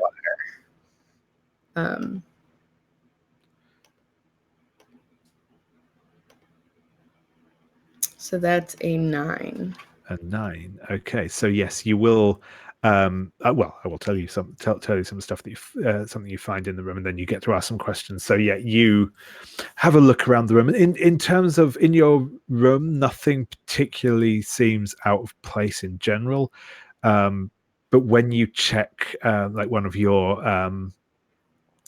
bags, you notice that there is a like a small sort of well, not small, but there's like a tiara circlet type thing, sort of one of those metal hair pieces, and I think maybe like a bracelet as well. And they all seem to be of similar design to this necklace, and that they were not in your bag when you packed it last time you left, when you left sort of the previous place you were at. So someone is setting me up, and that's why that wanted poster is up, I bet. And is setting me up to take the fall for this thievery. That will not stand. But I don't know what to do about it off the top of my head. Other than lock the door immediately. No, I guess, okay, so who is where? Where is Jen? Last time you saw her, she was downstairs in the dining room. Okay. Yeah. Oh, and you do get to ask a question as well, or well, choose one of the things off the list, which can either be to ask a question or to declare a fact. Okay. Let's see. So are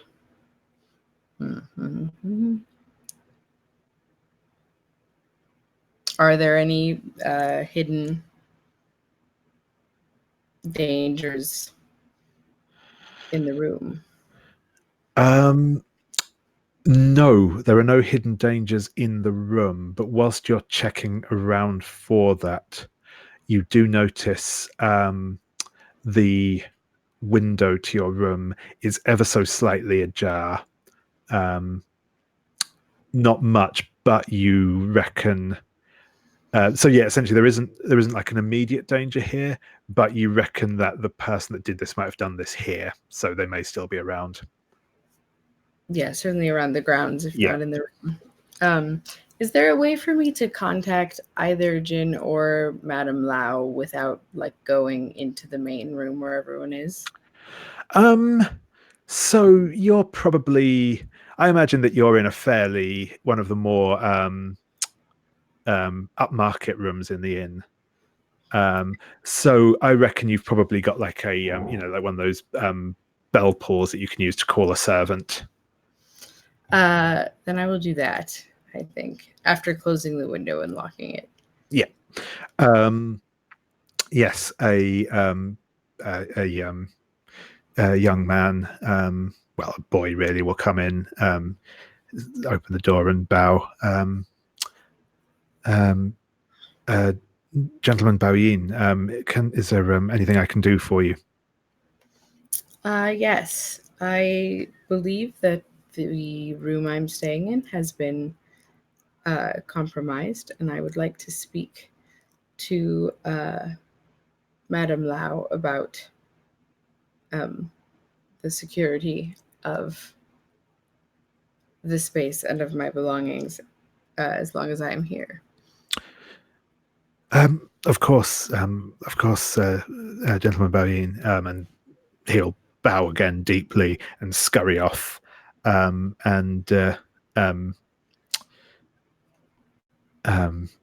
Lau will appear not long thereafter. Well, Gentleman Baoyin, it is good to see you again, and I hear you've had some problems. Please, what can I do for you? I'm concerned about the safety of those of us here in the inn, including yourself and our belongings, as it appears that someone has broken into my room and left some mysterious objects behind. I think they've come through the window. I just closed and locked it, but it was ajar when I arrived in my room, and there were things here that are not mine. Left things, you say, sir, not stolen. Indeed. I believe that there are nefarious purposes behind this, although I have not yet discerned who would undertake such a thing or why. But if they can leave things, they can take things. And we don't know who they are, how many they are, or what their aims are. And I suggest that vigilance be increased by all who are here until we are able to unravel this mysterious happening. Well, of course, I will. I will ensure that we step up our security and ensure that yes, no further criminal activities take place. I know it's not your fault. Don't please do not take my words amiss. I just I find it very concerning. Do you know if my friend Evening Star Jin is within these walls, and if I might speak to them? I believe the lady is here. I can I suppose I can send her up if you would like to receive her here. Please extend an invitation along with a short message that it is of import. I regret that heading down into the common area at this point is not a good option for me. So please send my apologies for the request that she relocate temporarily, but I do think I should speak to her. Yeah, and she will bustle off and come downstairs and find Jin. Madam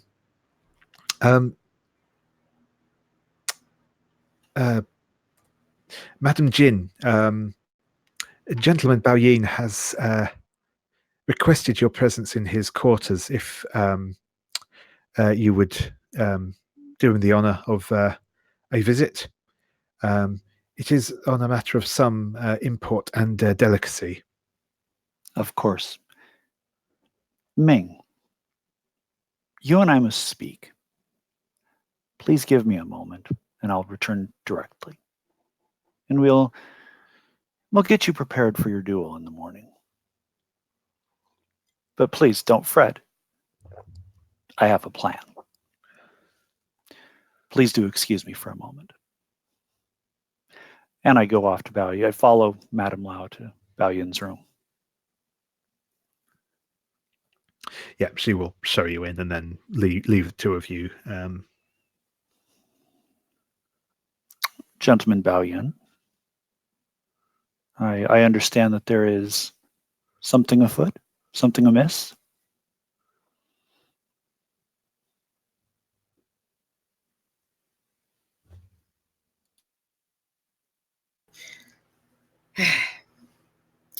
Well met, Evening Star Jin. Thank you for coming on such short notice. I apologize for imposing upon your evening. I do believe we may have reasons to be concerned about the security of the inn.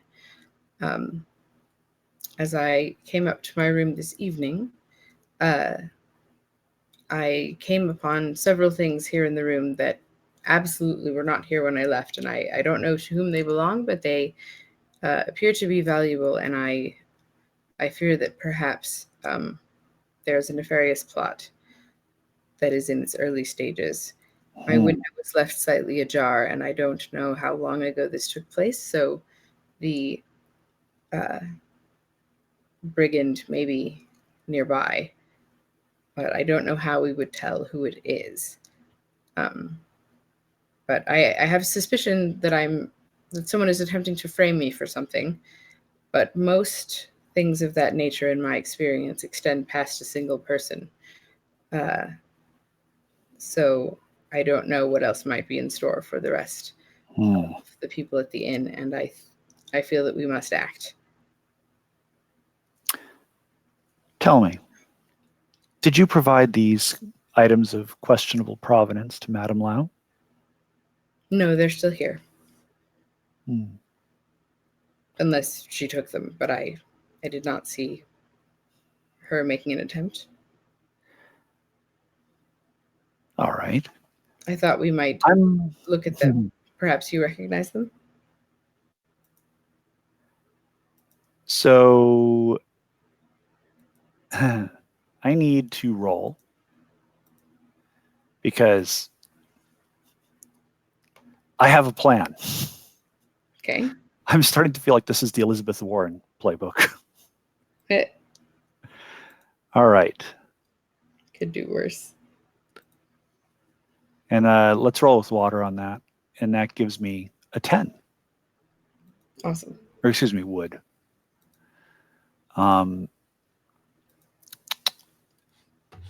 So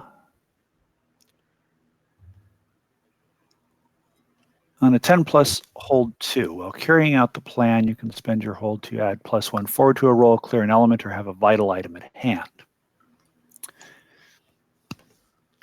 Gentleman Bao Yin, please ring the bell and summon Madame Lao. I'll do so. Yep. And Madame Lau will return. Madame Lau, it appears that I find myself prevailing upon you multiple times this evening, and I do apologize for my impertinence. But these items clearly do not belong here, and you have seen that Gentleman Bao Yin was in the dining hall all evening and thus could not have placed them here. But we need to return them to their rightful owners. Tell me, do you have something like a lost and found box, or perhaps could you make an announcement in the dining hall that some items have been found in the lost and found box and try to return them to their rightful owners that way? Certainly, I can take care of these items for you, and I can make some discreet inquiries about who they belong to. This may sound strange, Madame Lau. I was hoping for something a bit more public. For example, perhaps an announcement in the dining hall. You see, the people who own these items will know and be able to step forward. And I suspect that such a bold move will cause a reaction in the person who placed them here. And we may discern the identity of the culprit. You wish to draw them out? Unless you have a better idea. I do not, although I would hate for a confrontation to take place in this beautiful inn. So the confrontation doesn't have to take place here, but by observing who responds with surprise. I agree. We may be able to identify them, and in so doing, follow them outside of the inn to a place where we may question them about their intent, and perhaps identify any conspirators who are in league with them. If it goes to your plan, I think it will be excellent. My only concern is a display of hostility that would be unexpected. But I trust you, and I will go along with this plan. If something is this underhanded and something is this quiet, I doubt that they will want to make any sort of public display inside the dining hall. After all, these items were placed here. There's been no outcry. There has been no attempt to discover them. Thus, it's something that they intend to keep quiet. And by doing the opposite, well then. I have been hesitant to mention this as one never knows who can be trusted to believe in the truth. But I think the two of you shall remain in my confidence. I've seen a wanted poster with my face, or someone who looks a lot like me, put up for missing items. I suspect I'm being framed, and that these are the items in question. I'm concerned that people who have seen the poster will not be inclined to see me favorably, as they will already have me in their heads as a villain. Well, that may not be something that we can do something about. I'm just making you aware of that aspect of the situation. There's a complication, potentially. But also a potential motive for planting the things here. It appears that it's or set up, as it were. But by whom, I don't know. Madam Lau, is there any chance that you could perhaps have one of your family members discreetly remove those posters?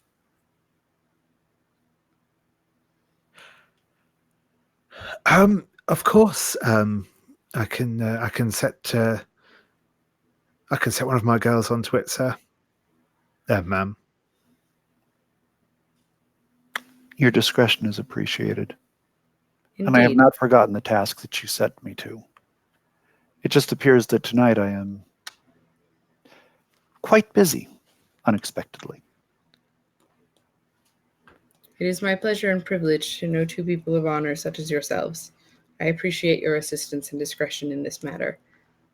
I fear it is a grave portent of things to come. Of course, Gentleman Balyan. You have always been kind to me, and you've provided great assistance when I needed it most. I could not do anything but return the favor. This will remain.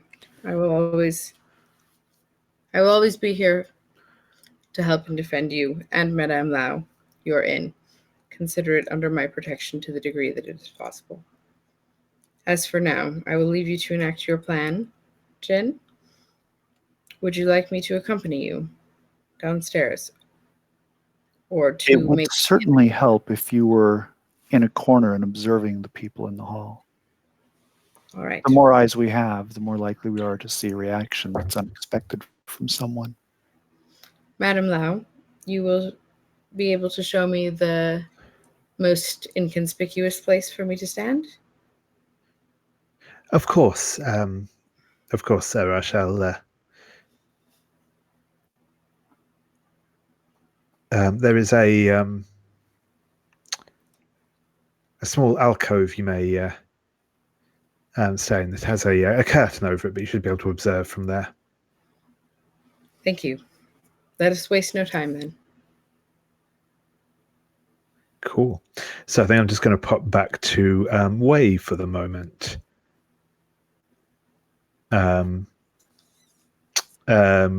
What's Wei up to?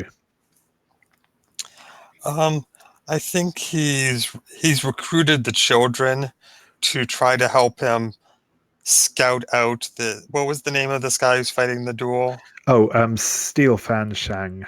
Steel Fan Shang, to find out more about him and see if they can figure out any of his vulnerabilities. Excellent.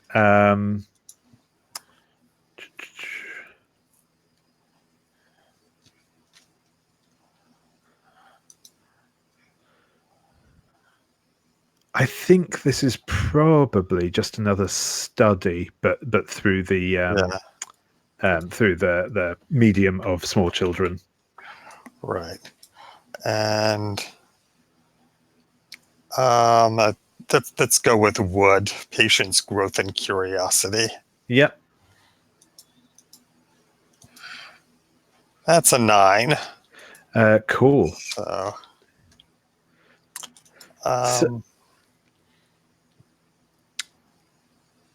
So yeah, the children will tell you that he he seems mean.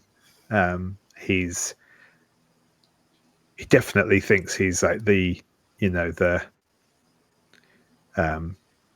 biggest man in the room sort of thing. He's his friends definitely seem like lackeys rather than actual friends. And yes, you get to spend one hold for one of those questions, or likewise. I mean, I think I'm actually going to reveal a detail. Cool. Cool. I mean, observing him closely, I realize that he is deaf in his left ear. Sure thing. Yeah. Yeah. You'll notice that he does favor his right side when he's talking to people.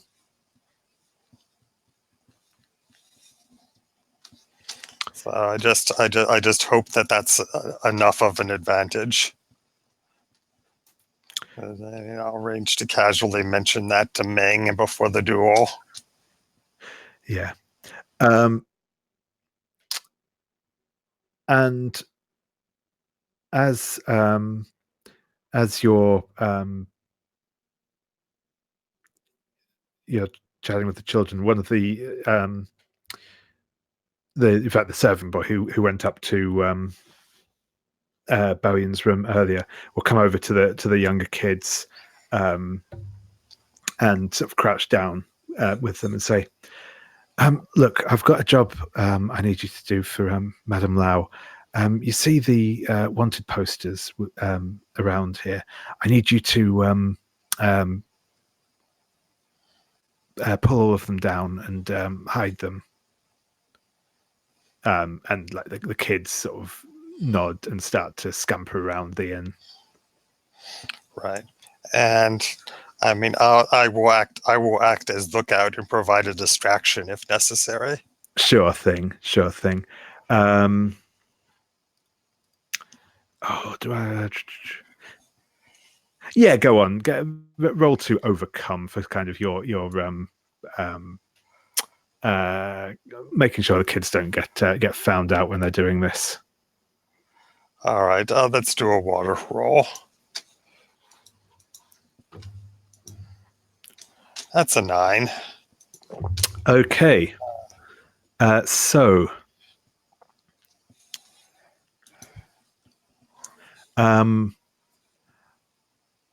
I think that you are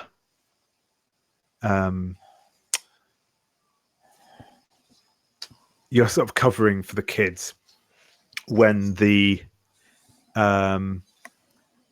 magistrate who's been in here like eating just happens to turn around, and you have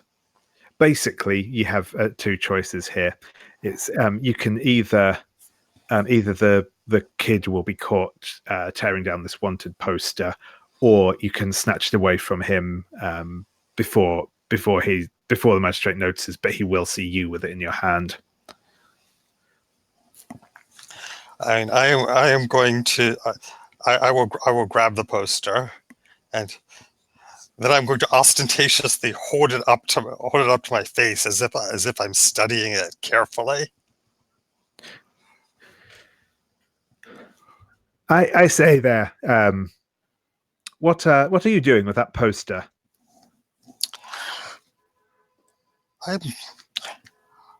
I believe I have seen this man. Do you know if there's a reward? Well, of course, if there will be a reward if the man can be found and the items he has stolen returned to their rightful owner. A thief? Yes. Well, I think that reflects very badly on this district. If lawless persons such as thieves are allowed to roam the streets, how could such a thing occur? Well, I mean, we obviously have we're obviously controlling the situation, and the thief will be brought to justice. You have no need to fear about that.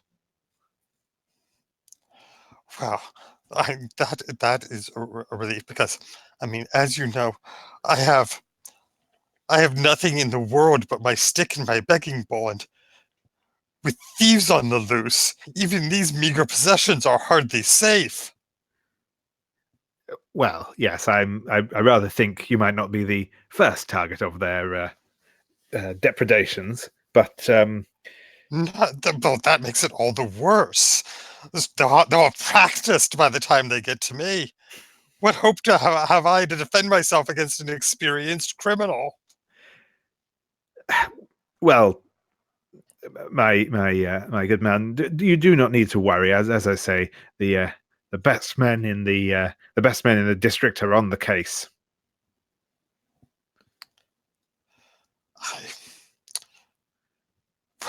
That is a tremendous relief. I am greatly reassured, sir. I am glad that this district is in such safe hands.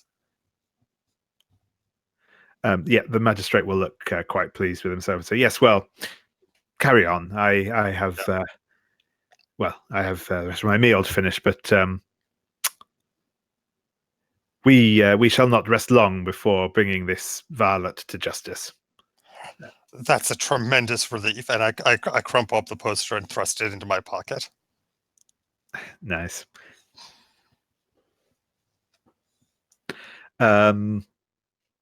Cool. So, I think by this point, the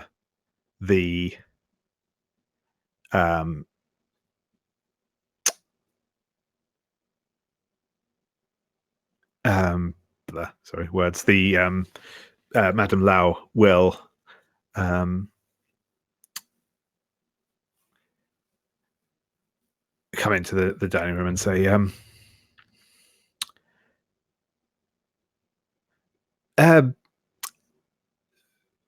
"Honored guests, we've had a somewhat strange situation. It appears some jewels have been found about the premises here, of unknown origin, and we seek to return them to the rightful owner." She will hold up one of the pieces. The others are not visible. And she will hold up the sort of tiara and say, "Yes, we have found this amongst the others. Anyone who can describe the other pieces and prove that they have legal ownership over them will be able to reclaim them." At this point,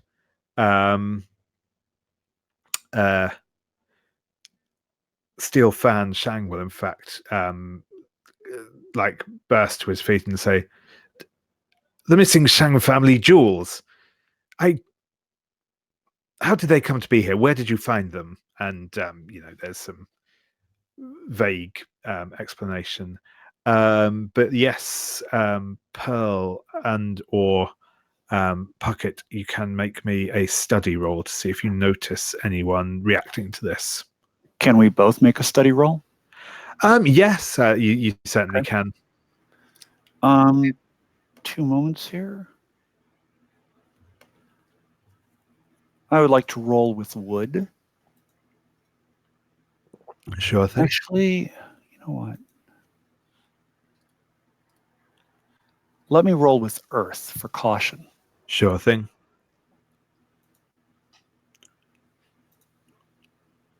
That is an 8. Let me check it real quickly.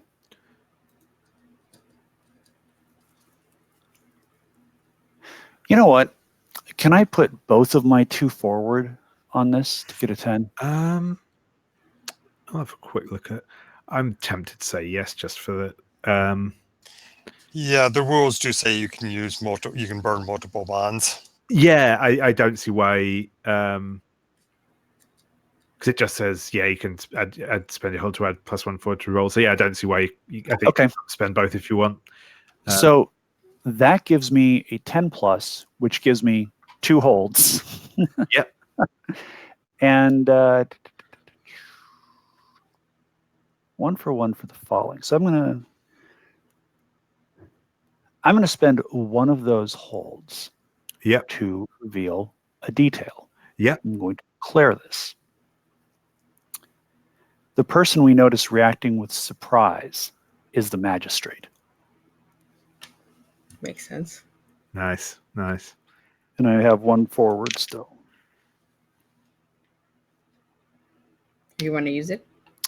Not just yet. Sorry, you just broke up. Can you repeat the thing you just revealed?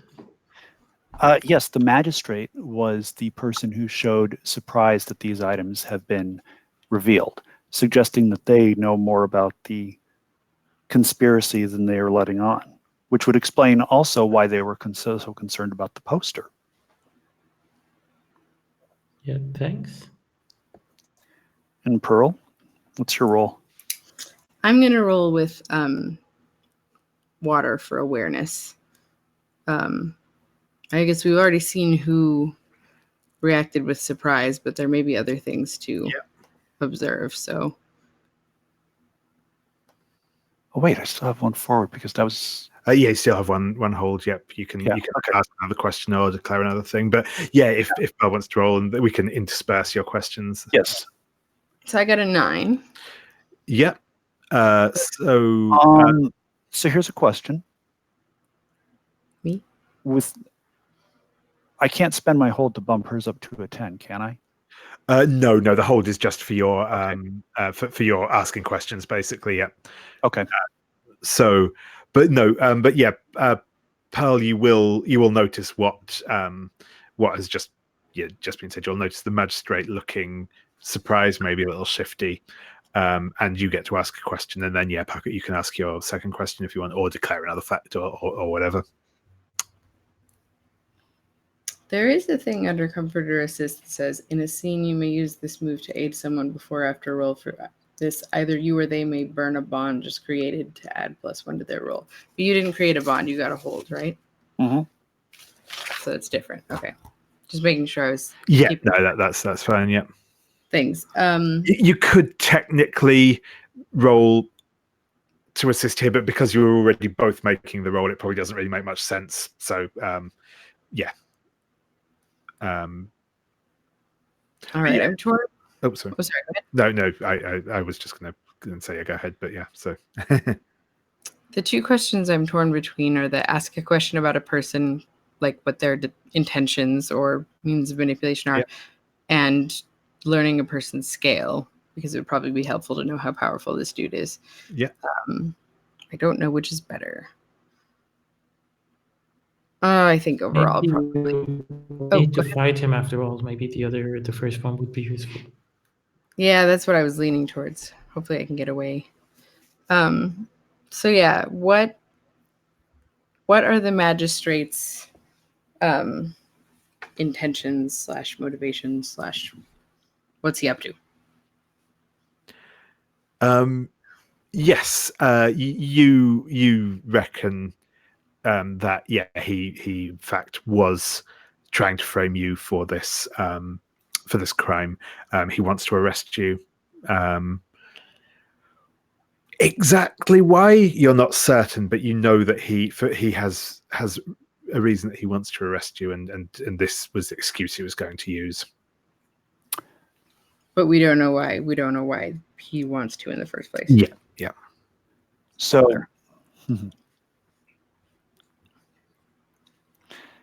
I'm not sure. With revealing a detail, can that also be an action?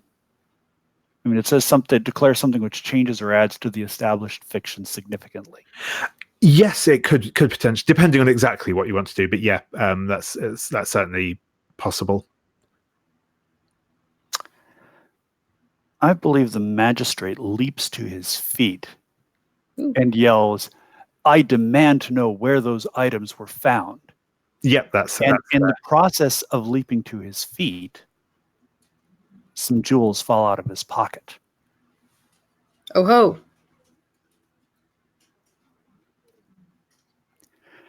I mean that changes or adds to the established fiction significantly, does it? Yeah, not? that sounds good.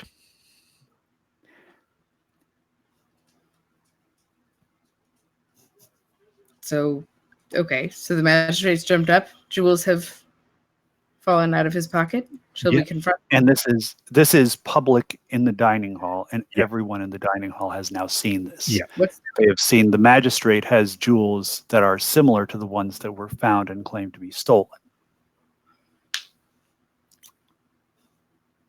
Yep, and there will be a sudden, shocked reaction throughout the dining hall. Steel Fan Shang, that was a terrible choice of name, looks both confused and angry, and stares daggers at the magistrate and says, "What is the meaning of this?"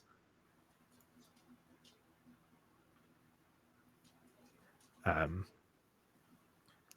the magistrate is looking somewhat panicked by this point. And I think at that point the magistrate is going to make a run for it. He's just going to like leap off of the table and run for the door.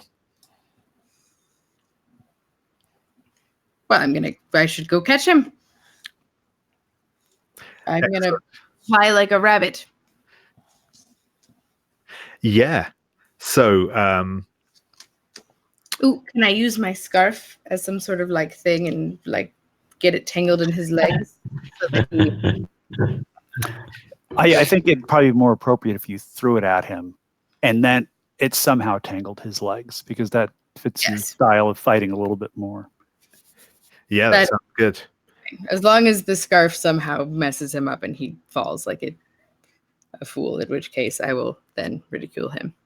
Yeah, so I think you fling the scarf at him.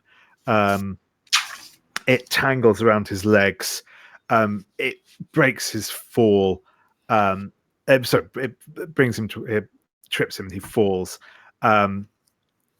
He struggles out of the scarf and looks up and sees you. Bao Yin, it is you, and he will draw his sword and come towards you. And so what we're going to do now is we'll enter a duel. So the way this will kind of work is we'll just have a little bit of backwards and forwards, generally establishing the fight, at which point you will get to roll the duel move, and then we'll see how the fight concludes, essentially. Really quick. Yep. We have 5 minutes left in the session. Are we going over, or is this something that you want to push off to next week? Yeah, we can probably push this off to next week. And what I will say is, Wei, is there any last moments you would like to have at the end of this? No,